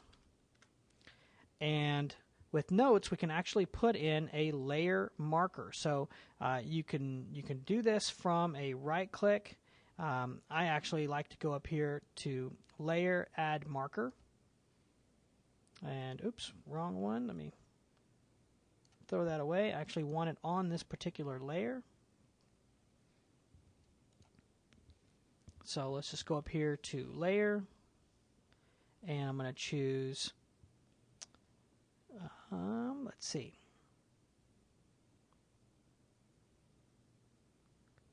Add Marker. There we go. And now I can actually double click on that marker and leave a note. So I'll put in here, this is for anaglyphic renders. Okay, and you can leave yourself whatever notes you need, but if somebody happens to open this render up, there it is. It just leaves them a note. So that's perfect. Okay, I'll go ahead and open up my left render, and I'll shy this as well. So I'll just hit shy, and if you want, you can just copy this notes layer. So I'll just copy this, and we could paste that inside of all of these others. So I'll paste this notes. This is for, just double click, this is for the left view renders. Perfect. Okay, and this is notes that I can leave on for the next artist, or heaven forbid the next time I open this and I've forgotten what I'm trying to do. All right, we'll go ahead and shy this as well. Shy it here, paste this in, and I'll just replace this word with right. Perfect. Okay. So, no, you don't have to do this. This is not a requirement of making all of these setups, but let me tell you, if you don't set these things up and get them ready to be used in production, it's just going to cost you a lot more time and energy and effort in the long run. So it's much better to go ahead and spend the time and energy and effort now than having to deal with it later. Okay, so with that said, I'm going to actually save this file out, and this is going to be a great place to, in the future, open up. You have your whole stereo rig, and you are ready to create stereoscopic effects and movies inside of After Effects. Now, what I'm going to do in the next series of lessons is try to deal with a production issue where we actually have something that's already animated. It's not set up for stereo, and try to figure out, okay, now that we've got something animated, how do we get that into our scene and get it animated within our stereo effect and use our rig? So we'll talk about those next. In this lesson, we're going to learn what stereoscopy is and how it works. Now, there are many different ways that our brain sees depth in a scene, but until stereoscopy, one has been completely closed off to us: stereopsis. While looking at an object, our brain detects the difference between what our two eyes are seeing and then gives us a perception of depth. Now, this process of comparing two images for a depth cue is called stereopsis. Since most displays are flat 2D plane, our brain uses stereopsis to see that the scene is at a certain uniform depth, or everything is on the screen. When only displaying a single image, like we would on a monitor, we can't trick the brain into thinking that the scene has any depth to it. So, stereoscopy tricks our brain by showing one image to the left eye and a completely different image to the right eye. There are two parts to creating a successful stereoscopy effect: creating the left and right image to correctly give a comfortable depth effect, and displaying the two images to our eyes. So we will learn the various methods of getting the correct image to the correct eye in the next lesson. In this lesson, we're going to learn about the different stereo filter types. Now, stereoscopy works by sending one image to the left eye and an image from a slightly different perspective to the right eye. The simplest way to display these two images is just to put them next to each other, and you use your eyes to trick them into combining. So you have to cross your eyes until the image overlaps on itself and you actually see three images.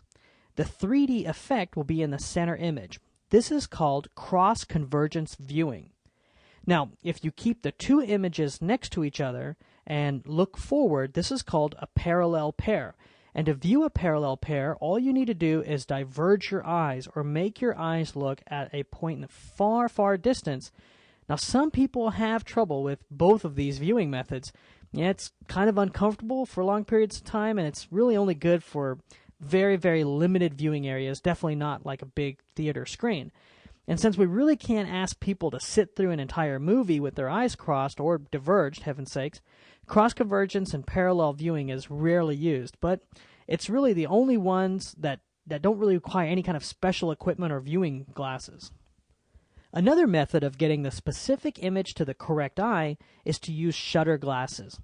Now these glasses are powered, and what happens is they close out all of the light to the left eye while the screen is projecting the right image, and then it will flip over. It will close all the light off on the right eye while the left image is being projected. Now this does result in a full color stereo effect, but it's got a few downsides. The glasses need to be powered, and so you'll be tethered down somewhere, and they need to get a signal from the projector to stay in sync with all of the images. They're also not cheap to produce, and as a result need to be washed after every screening, so because of these limitations, shutter glasses are rarely used in big productions or really are impractical for home theater use. Now one filter type that you probably recognize is anaglyph. Anaglyphs are made by taking the red out of the left image and adding it to the blue-green of the right image. When you put on your red cyan glasses, your left eye is only able to see the red light off of that image, and your right eye can only see the blue-green portion of that image. Since we're using red and cyan as the filter, we have a very limited color space, so if we have an overly red object, the left eye will see it fine, but the right eye won't see anything. Now this breaks the stereo effect, but even with this issue, anaglyph is really the most popular filter type since the glasses are relatively cheap to produce and the images can be seen on pretty much any viewing device, even paper. And because of this, anaglyph is often the type of filter used in home theaters or any type of low-end, low-budget release. If you go see a 3D movie in the theater, it will probably be using some type of a polarized filter or polarized glasses. Now, polarization works by changing the light that is sent from the projector. So, the simplest system that you're going to have is a two-projector system, one for the left eye and one for the right eye. So on each of these, there is a polarizing filter that gets added to the projector itself, and it changes the light to be projected in two different angles. The viewer then actually wears a pair of glasses that also have a polarizing filter, and they actually match the filters that were on the projector. The result is that both eyes see only the specific image being shot out from that projector. Now there's an issue with what they call linear polarization, which is that if you tilt your head, you will actually lose the effect. They actually fix this by using what's called a circular polarization. It's actually also known as the Real D system. This works by having one set of light be shot out in a clockwise and the other counterclockwise, so no matter how you turn your head, you're always going to get the right image. Polarization is the best filter type, but it does require specialized equipment to display, so it's rarely used outside of movie theaters. You wouldn't be able to have this on your desk, for example. So during this training, we're actually going to use anaglyph to view and work with our stereo system. But we can output these images to really any format for any filter type we need. So the decision on which filter you use is really made at the end of the pipeline, so as long as you keep both the left and right images intact,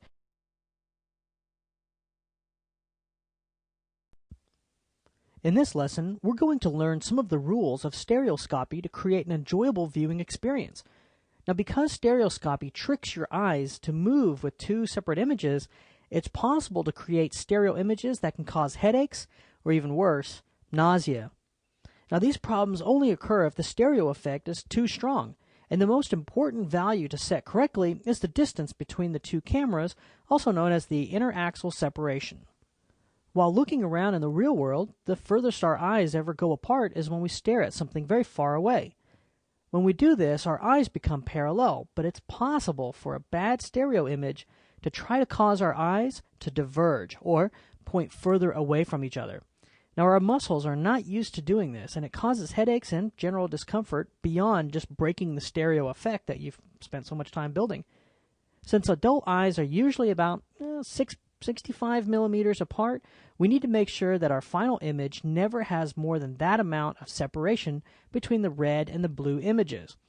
Now, this is only an issue with things very far away from the depth of the screen, and it's because the left image is on the left and the right image is on the right. Maya's default separation is 6.5 centimeters or 65 millimeters. but you need to keep in mind how large of a screen this is going to be projected on. Now, how close the viewer will be and the screen and the total depth of your scene, these are all factors that you're going to have to consider. If you only have a single object in front of a blurry background, you can increase the separation, but because the scene has a shallow depth. Now, on the other hand, if you have a long landscape scene, you'll need to be careful of too much separation at the furthest point, and keeping all these factors in mind will help you decide what a good maximum interaxial separation is for your own particular scene. We run into a similar but less damaging problem when an object is too far in front of the zero parallax point. So our eyes have to cross slightly to see the negative parallax of an object coming out of the screen. But the object comes too close to our eyes will have to cross way too far and we'll lose the stereo effect. So since our eyes naturally cross when we're looking at something close, this doesn't really cause as much discomfort or as divergence does, but however, it will break the stereo effect and make our viewers unable to fuse that scene into a coherent image, which will then kick them out of the experience and go against what we've been trying to build. A good rule of thumb is that no object should be closer to the camera than half the distance to the zero parallax plane. This also depends on the separation between the images. So this would be another instance where you might need to lower your interaxial separation. Now, one last thing we have to keep in mind is the framing of our scene or shot. Because we're using two cameras, objects could be cut off by the edge of the screen at various different points. So it's always better to not have any focal object that's going to break the frame of a shot.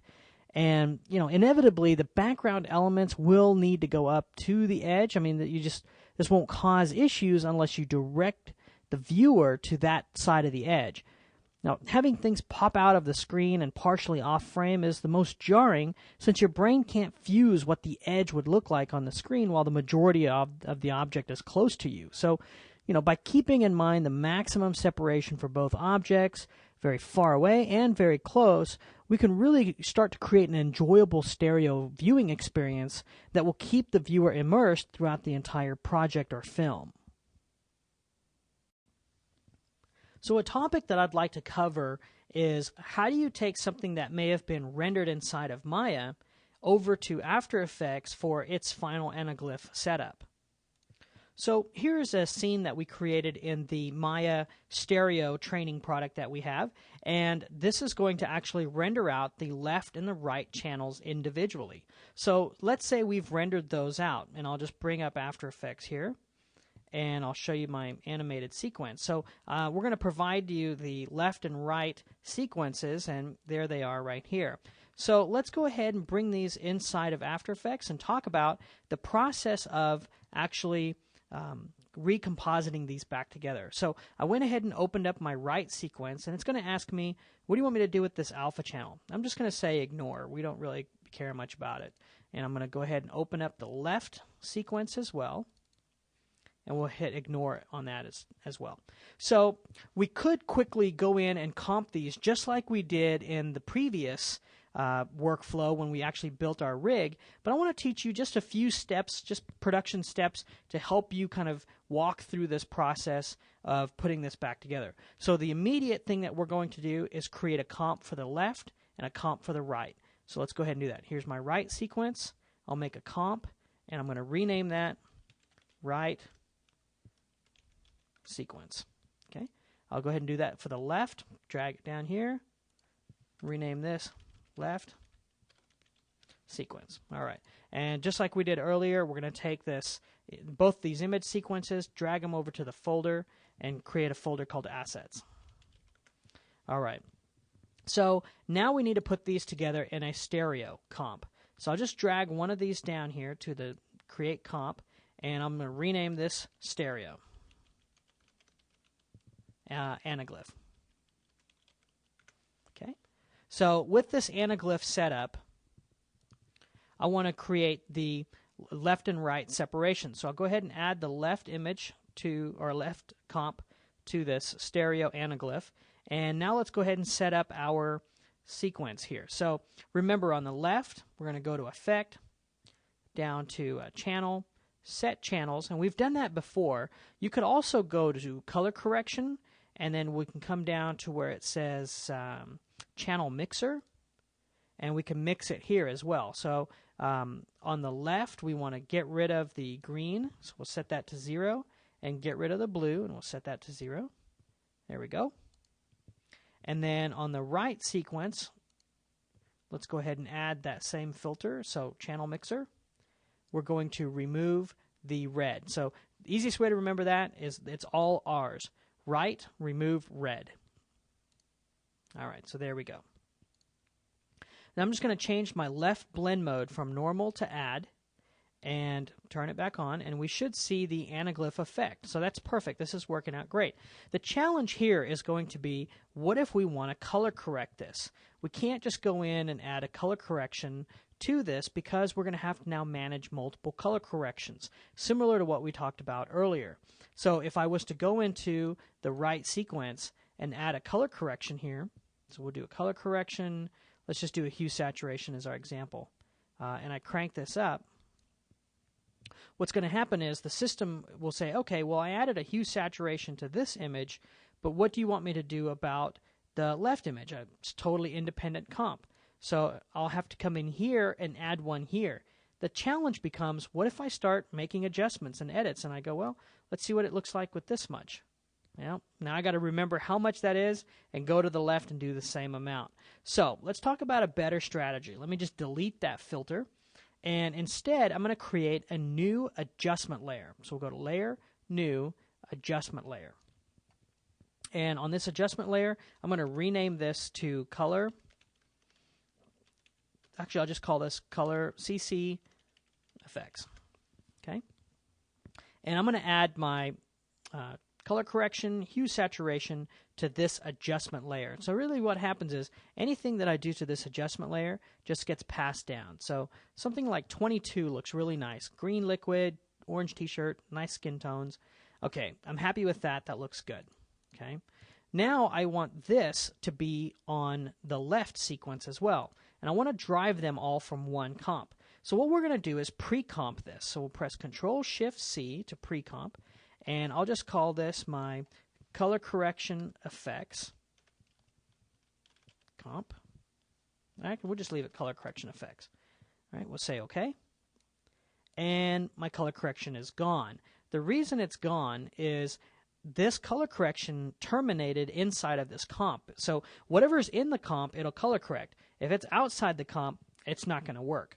Well, how do we get this to work? What we need to do is turn on collapse transformations and let the system know we don't want you to terminate here, but actually in this whole comp called right sequence.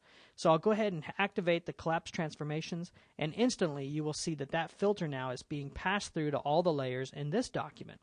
So that's perfect. That's exactly what we want. The challenge now is I want it also on the left layer. So we'll just go up here to Project, and on this left sequence, I'll go down to this color. I'll go up to this color correction effects and add that in. And go ahead and collapse its transformations. Perfect. So now, if I go in and make any adjustments to this color correction, it will adjust all of these. So I'm going to go ahead and put this in a folder. Okay. And this folder I'll call Color Correction Editor. Okay, because that's going to be the comp that we go through to color correct. The problem is when I open this, what do I do? Well, if I'm going to hand this over, if I'm going to do it, I know how I set this up. But if I'm going to hand this over to another artist, I'm going to need to give them some instructions. So here's a really great tip that Chris taught me how to do. I'm going to activate my text tool, and I'll just click and I'll drag out some text, a text box here. And I'm just going to type some information in here. So this comp will color correct. Select the CC effects layer and lock the effects window. Perfect. So I've left some instructions here. Now here's the problem. If I take this and I go back to my stereo anaglyph, for example, it's covered with text, and that's not really working for me. So how do we overcome this? Well, let's take a look here. In this CC effects, this is just a normal text layer. And if I want to leave this text layer but hide it when I'm using the comp or viewing the comp, what I want to do is right-click and choose Guide Layer. So by activating Guide Layer, you won't see a change, right? The text is still here. But if I go to my stereo anaglyph, the text is gone. And this is a great way to leave other artists instructions on how certain comps work or what your intentions were, but they won't show up when they render. Okay, so we'll go ahead and take a look here. So it says, all right, select the CC effects, and then lock the effects window. So up here under effects controls, I'll go ahead and lock it.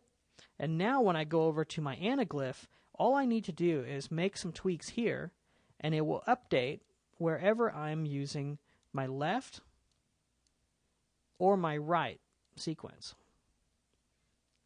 And so that's just a really quick and easy way of kind of taking the whole process of taking something that's completely rendered from Maya and recreating an anaglyph effect inside of After Effects, but still maintaining a level of control and a level of production soundness, so we could reuse this, repurpose this, and still make use of it even months after we've built it.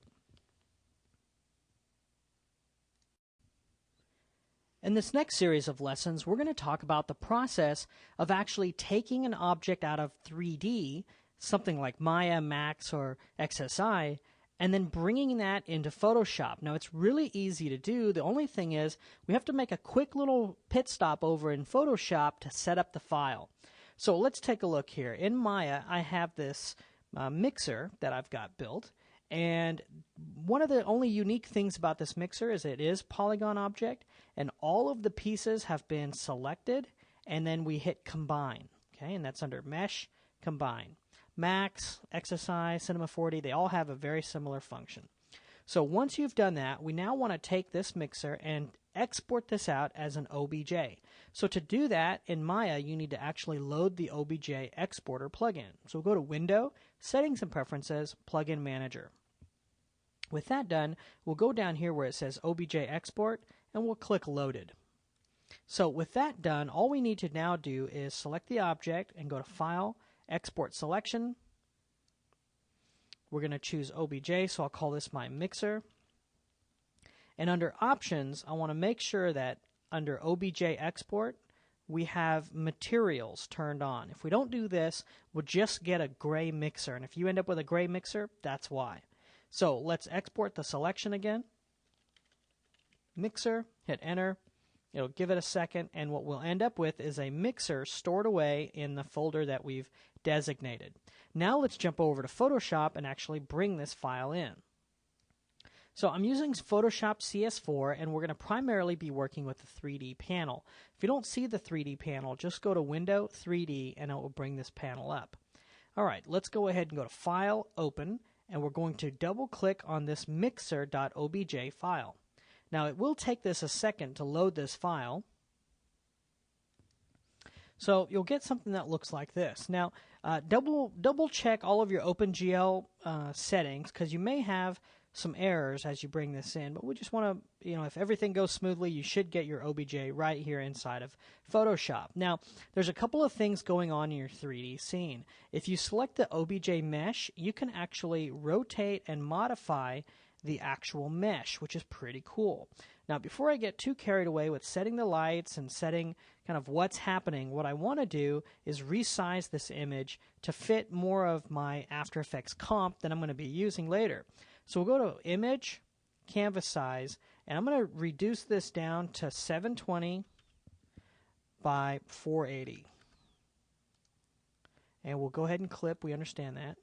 It's okay because all of the data is still here. So let's go ahead and get this into something that kind of looks pretty cool. We'll go ahead and move this into position. Okay. So what can we do with this? Well, we've got kind of a neat position here where we can actually see the paddles here on my mixer. There we go. That looks kind of cool. Just move it down a little bit. All right. And we have a number of lights that we can adjust. So by turning these lights on and off, you can see how I'm adding some detail or taking away some detail. So just by turning off Infinite Light 3, we can adjust the shadow, and I know Infinite Light 2 is kind of my fill light. So I'm going to just make this a little bit brighter. Okay, and I'll increase the intensity just a bit. There we go. Okay, and I'm going to zoom in on this so you can see this a little bit better. Now, the problem here is we've got this very jagged edge, and so we're going to have to come back and deal with that here in just a second. But to get this inside of After Effects, all I now need to do is save the file as a PSD. So we'll just go to File, Save As, and we'll give it a name. In this case, I'll call it mixer.psd and hit Save. We don't want to worry about the compatibility, so we'll hit OK, and that's it. In the next lesson, we'll talk about the process of not only bringing it in, but orbiting our camera around this object. So now that we've got our object inside of Photoshop and turned it into a PSD, let's talk about how do we get this data inside of After Effects. So inside of After Effects, if we go in and try to import a file, and it's going to be the mixer.psd, notice that it does not recognize an OBJ file. So we'll have to open up the PSD file. We'll click Open. And if we just say OK, it looks like it's here, but this is not in 3D. Okay, this is just a 2D representation of that object. So I'm actually going to toss this out and throw it away. Instead, what we want to do is import this in. So we'll go to File, Import, Mixer, and instead of footage, we're going to change it to composition. And when you change it to composition, you'll notice it'll say Live Photoshop 3D. And it'll say, hey, I recognize that there's an OBJ in this. You want me to use the Live Photoshop 3D plugin? Yes, we do. So we'll say OK. And it'll take a few seconds to actually go in and put everything in. But let's take a look at what we have. We have a comp that it's already built up for us. We have the actual PSD file with the 3D layer. And we also have this brand new solid that it built, which is our controller. Now, the way this works is if I select this layer 1, which is this mixer, and go to Effects, you'll notice that it added a live Photoshop 3D filter. And if we go to Object Transform, all of these transforms have now been hooked up to a controller, which is perfect. These all have expressions on them, and these expressions are being controlled by this controller. So we have a camera in the scene, we have a controller, and if I hit R on my keyboard to get my rotation, I can actually go in and rotate this 3D object, and it will rotate correctly. Now, mind you, it's not the fastest thing in the world, because what's happening is this animation is actually going over to that plugin and redrawing back on the screen. But in any words, I have 3D inside of After Effects, which is pretty cool in itself. The only problems now when you do this is there's a few issues. The first issue that we want to deal with is kind of this jaggy edge here. So we want to deal with that. We also want to deal with now how do we create a stereo effect with this? Because in the past, the way we got the stereo was by adjusting our camera separation. So if I open up the position here, you notice I'm at 360. If I move this just 1 pixel, look how much it moved. Ooh, that's not good. Then I'm back to where I started. So we need to deal with that first. Let's jump over to our top view. And I'll scale back. And here is my 3D object, but here is my controller, way back here. And that's not good. It is so close to the camera that me moving this just 1 pixel, 361, it's moving this so much that there's just no way I can get this to be controllable. So let's go back to our active camera and let's deal with this here. All right, so what we're going to do is we're going to take this layer controller, let's go to position, and I'm just going to zero out the 0 number here. All right, and if you look, you get this itty-bitty hand mixer, and it's all pixelated, and that's fine. What we're going to now do is scale this. So I'll hit S, and we're going to scale it quite a bit. Now remember that it won't update until you let go, mainly because it has to run through that entire filter. So we're going to crank this up quite a bit. So for me, in this particular file, if you're using the starting files that we're using, I'm going to get it up to, close to 3,400 pixels. Now, the challenge here is, look, it's still jagged, okay? So I'm going to jump over to Photoshop real quick, and I'm actually going to double the size of this document. And so by doing this, take a look. We'll go to Image, Image Size, and I'll just go to Percentage and make it 200%. By doing this, we end up with a huge document, but when I zoom out, and I'm getting some redraw issues here, when I zoom out, you can see I get a nice crisp edge there. Okay, well, I'm getting some weird redraw issues here. 1 second. I'm going to just save this document and jump back over to After Effects and see if we can update that here. So we're just going to jump over to the layer mixers, select it, right click, and hit Reload Footage. Give it a second. There we go. We let it load up, but you notice this is now really crisp and clear. The only problem we now have is that it's offset. Okay, so if you get some kind of a weird OpenGL drawing issue in Photoshop, really the best way to fix that is to close Photoshop and launch Photoshop again. And I didn't want to take the time to do that since we just want to save the document. So what we want to now do is get this repositioned. But we can't really position our controller because it's still going to have an offset. So I don't want to move my controller. And if I go to move my layer, if I hit P, you'll notice that there's an expression tied to this. Well, you know, we've been doing this a while to let you know that I can hit delete. I don't really need that expression, okay? Don't really need it. So with that, let's actually move this position of this object here. Let's see if I can just grab it. There we go. And I'm just going to reposition this here inside of my camera. So now when I grab my camera and I move left or right, you notice that these increments are a little bit more controllable and make a little bit more sense. So not a whole bunch happening in this lesson, but just a number of little things behind the scenes. We adjusted our controller, we reset the position, and we created our own anti-aliasing. If I go to 100%, you'll notice I no longer have those edges or jaggies. Everything looks nice and smooth because we manually did a anti-aliasing by making the image twice the size that we needed it and shrinking it down.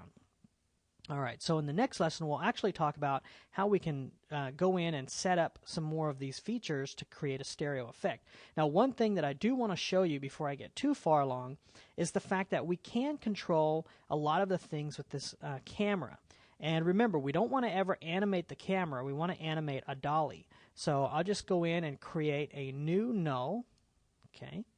And this null, I'm going to make it a child of this camera. So the camera will move with the null. So if I go into my rotation, let me make it a 3D layer here, and I adjust my movement, I can now move around the object. Move it around Z here.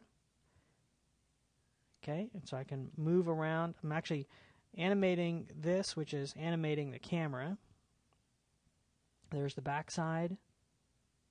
There's the other side. So a really cool workflow, right? A lot of people don't really know or understand this workflow, but it's pretty amazing that you can bring something into Photoshop and then have this much control now in After Effects. Now, to get this to work in stereo, there's a number of steps that we're still going to have to do to tie all of this together. So we'll start tackling those next.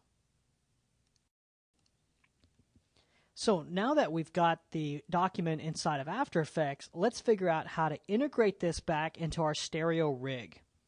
So back inside of After Effects, I actually saved this file, and it's called, let me just do a file, save as, so you can see. It's called 3D Mixer in AE, okay? And I also have a nice clean rig called Clean Stereo Rig. So we'll open those here in just a second. So let's go ahead and file, open project, Clean Stereo Rig. We'll bring that in. So here is our standard file. We've got our 3D, we've got our stereo controls, and what I'm going to do is remove these elements right here, the no parking, city.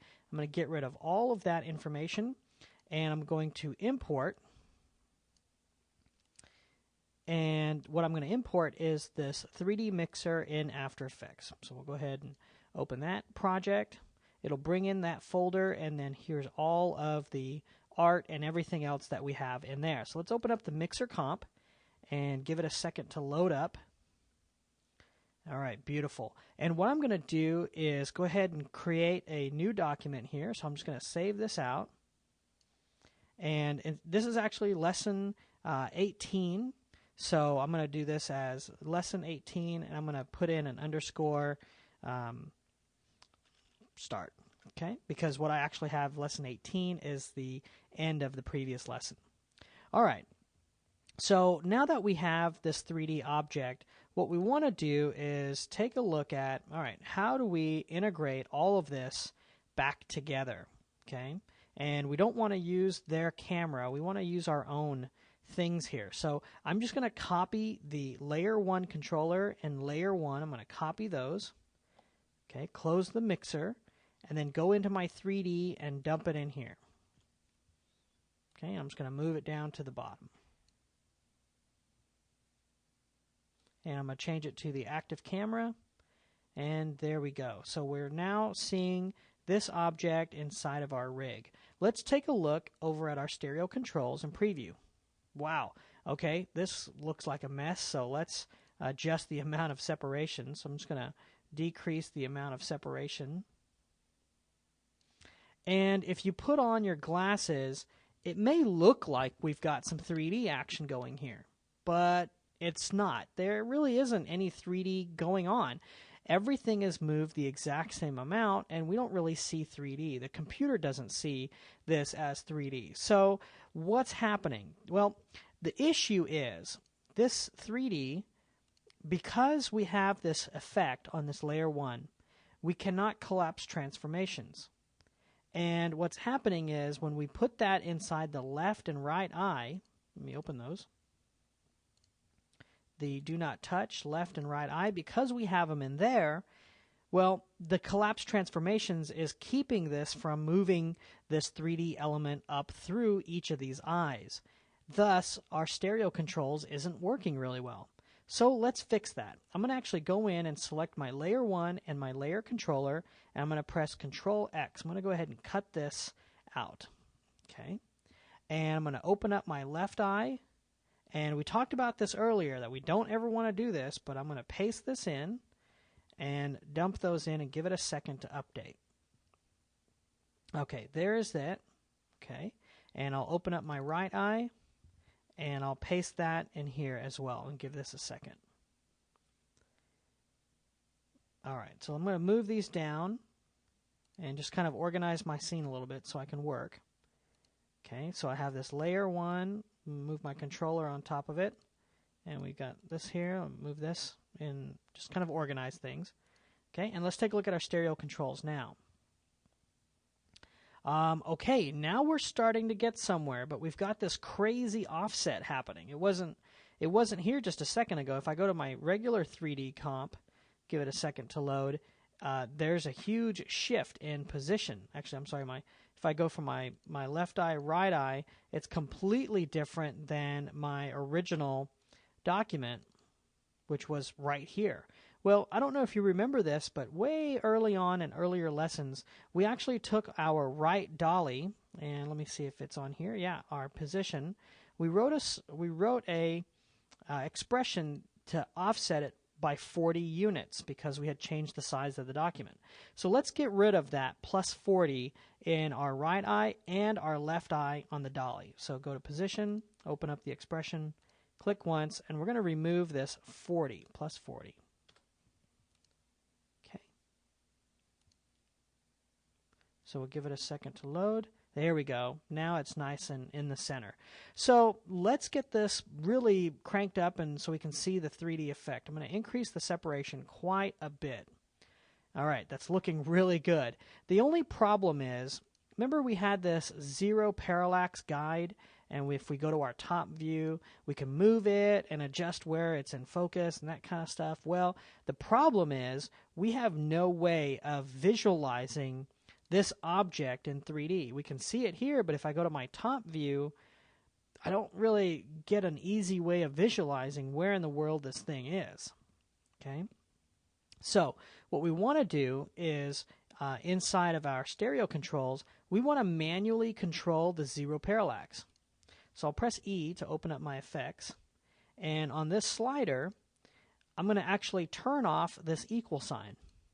And by turning off the equal sign, I'm saying, you know what, just ignore this expression here. Let me drive this manually. And so let's take a look here. I'm going to open this up so we can see our whole document. And let's increase our separation quite a bit. Give that a second. There we go. And let's now adjust our zero parallax. So we can go in, figure out exactly where we want it.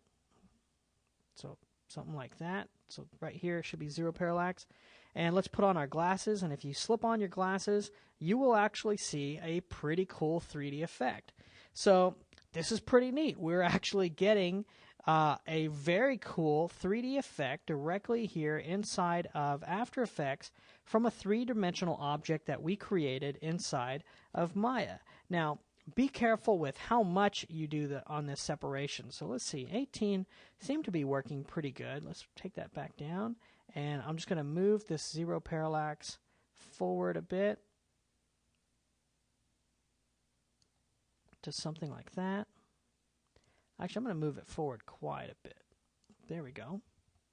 And so you have a great deal of control on what's happening. Now, here's the problem, okay? If we decide, wow, it'd be really cool if we can animate this. Well, if we go into the left eye, okay, and we animate this layer controller here, so let's just say we'll animate this rotation. Okay, that looks cool, but if I go to my stereo controls, it's going to be broken. Okay, it's going to be broken big time because I've got two separate controllers. I have a controller here and I have a controller in the right eye, and that's not good. We don't want that type of control to be accidentally picked up by one of these other layers. So what we're going to do is create one layer that's going to be a master control and drive everything with it. So we'll do that in the next lesson.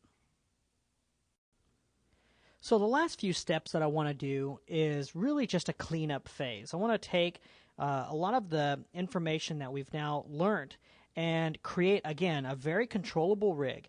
This layer controller, we kind of want to get rid of that. We don't want one in the right and in the left. So we need to decide which one's going to be the dominant eye. I'll choose left, and in the right eye, I'm going to get rid of all of these and lock everything down.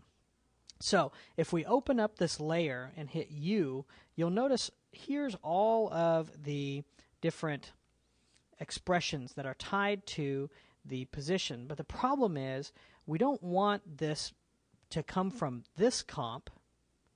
We actually want it to come from the left eye comp. So just like we did earlier, let me pull it up and write, we will just add in comp, open parentheses, open quotes, left eye, quotes, parentheses, and period.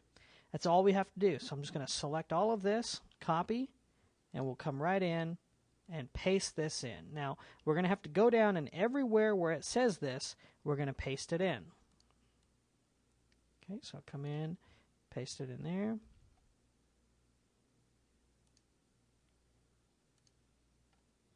Give it a second. If you want, we can actually press cap locks, and that will prevent the system from updating the scene. So I'm just going to, that way I can go through and quickly dump these in.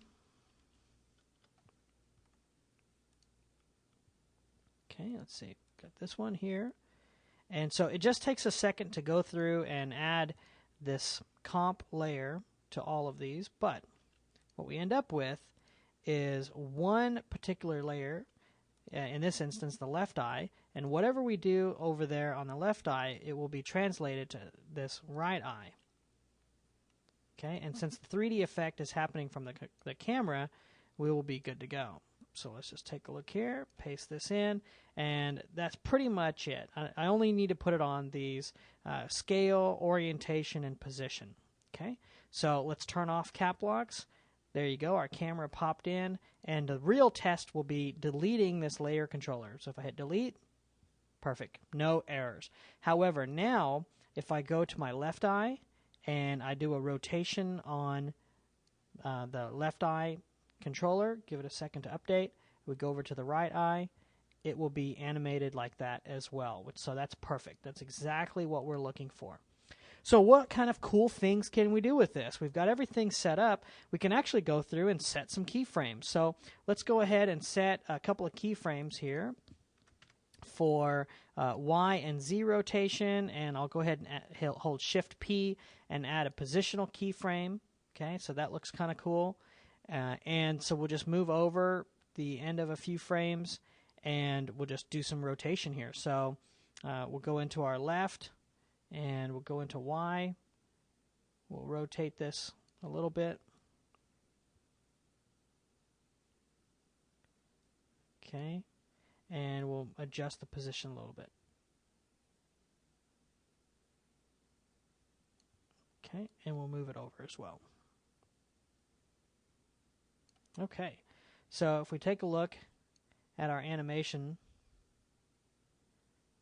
there we go. And now let's take a look at that in stereo. So we're just going to close down this right eye since we know we don't want to mess with that. And I'm going to just shy out everything that we don't want to adjust. Okay, so this will be our layer controller that we can go in there and animate and work on. If we go to our stereo controls, I'm just going to tilde this, and I'm going to hit 0. And so we just cache this in. And I'm going to pause the video until we get this cached.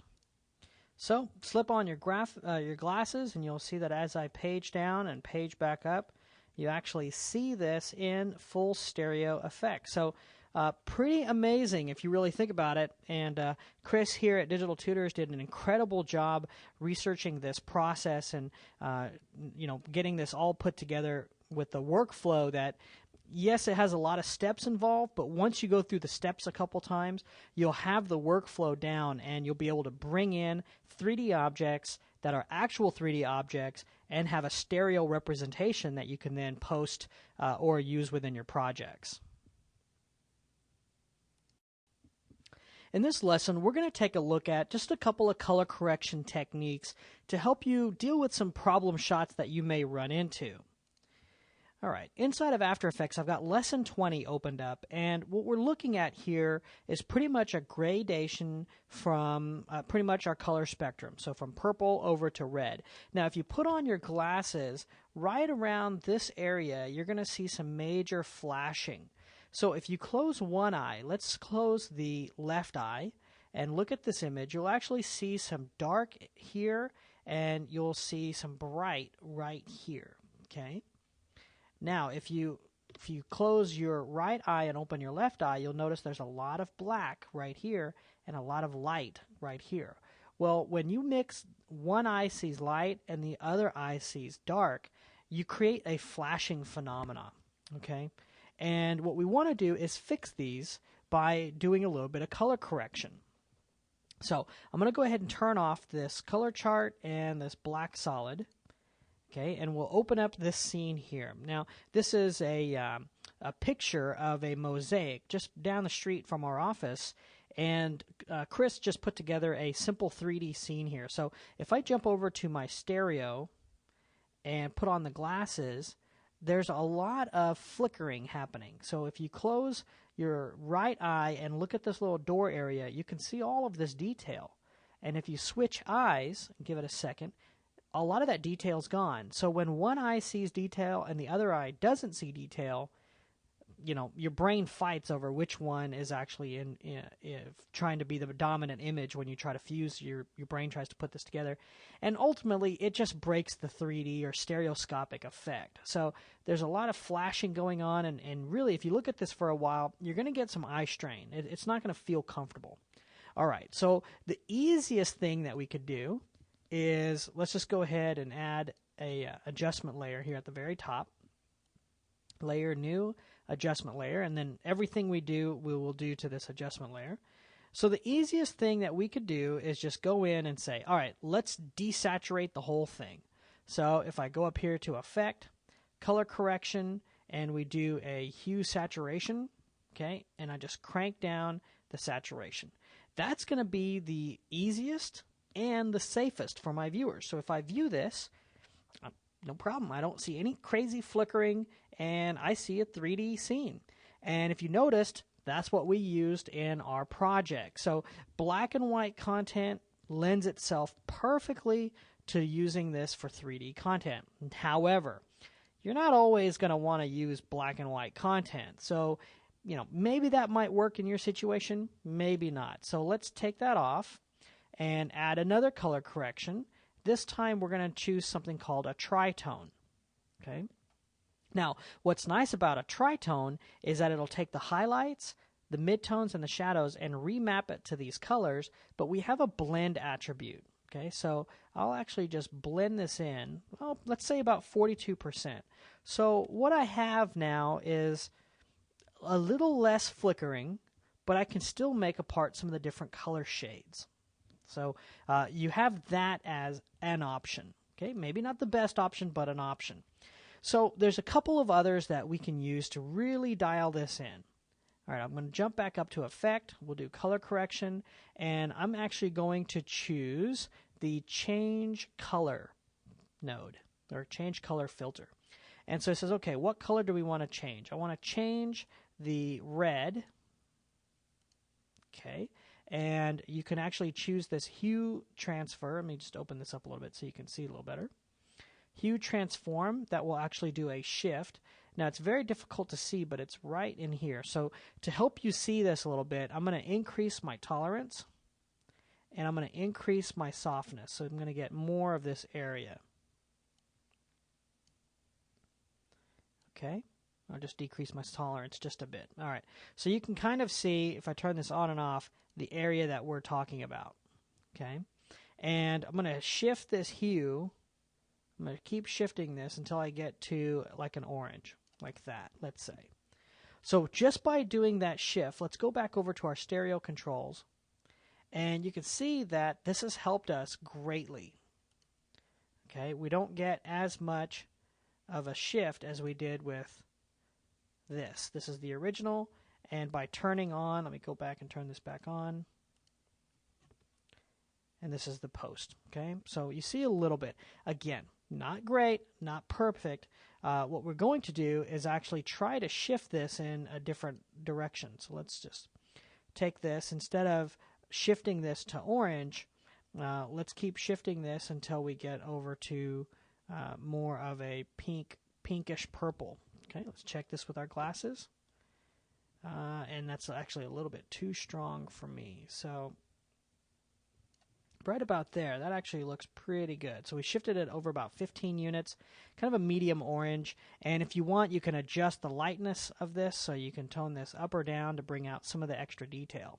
So color change is one. And there's one more filter that I want to teach you, and that's if we go to Effect, Color Correction, we have a Change Color to filter.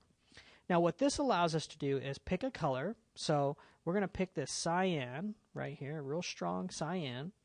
And we're going to shift this to something like a purple. Okay, we'll start there. And again, we're going to want to go in and take our lightness, our hue, and increase our hue here. And if we take a look now at this door, okay, and go to stereo controls. All right, we fixed this. This is huge. Okay, I'm going to lock this panel, and that way we can make adjustments here and see it in stereo. So if I turn off this change color to in preview, you can see all of this detail is gone. And again, even though you have to put on your glasses, you see blue. Okay? If I turn this off, you'll notice that it is cyan, but because it's cyan, it's being filtered out by my glasses. So even though, okay, as crazy as this sounds, we have purple on our screen, when you put your glasses on, you will see blue. Now, these are all color correction issues that you're going to have to face somewhere along the line of creating stereoscopic work. Oranges work really well, purples work really well, greens actually work really well. So these are all different color palettes that you can work within. Just keep in mind that these are 4 really useful tools to help you color correct any of the projects that you'll be working on to get them shifted. The key thing you're going to want to do is color correct with your glasses on. Now, this is only an issue for anaglyph, right? If you're using a polarized or a LCD or any of these other different types of projection methods or viewing methods, you really don't have to worry about this. This is just an issue because we are tinting the colors because we're actually separating them as red and cyan. So again, a number of ways of color correcting. I just want to expose you to a few. Now that you've got this crazy rig set up, you'll be able to create all kinds of cool stereo movies and use them within your own productions and projects. Well, this brings us to the conclusion of Stereoscopic 3D and After Effects. I want to thank you for going through this training, and I'm excited to see how you'll utilize this material in your own projects and productions. During the training, we used a variety of tools and techniques to build stereo camera rigs inside of After Effects. We broke down each area of the construction process and went step by step through each lesson, adding levels of refinement and complexity. By gaining a complete understanding of stereo and how camera rigs are set up, you're now armed with the knowledge to start putting stereo motion graphics into practice. I also want to take a second to thank Chris and Tony here at Digital Tutors, who did an amazing job of creating all of the motion graphics pieces, which really was the spark of inspiration for this training. I also want to take a second to really thank Chris for all of his hard work in researching this topic and making all of the formulas really easy to learn inside of After Effects. I would also encourage you to check out Stereoscopic 3D in Maya. This actually covers the entire process of building stereo content directly inside of the 3D package. And to continue your education and expand your skill set, I encourage you to visit us online where you'll find all of the latest announcements for new training. Built on educational values, Digital Tutors started with a simple vision in mind. Our goal was to help new and experienced artists become more productive by learning new software and production techniques faster. We've been a leading online resource for free video-based training and have been instrumental in aiding millions of artists on a daily basis. If you want to learn more about all of the training solutions we offer for all of the various production pipeline areas, check us out at digitaltutors.com.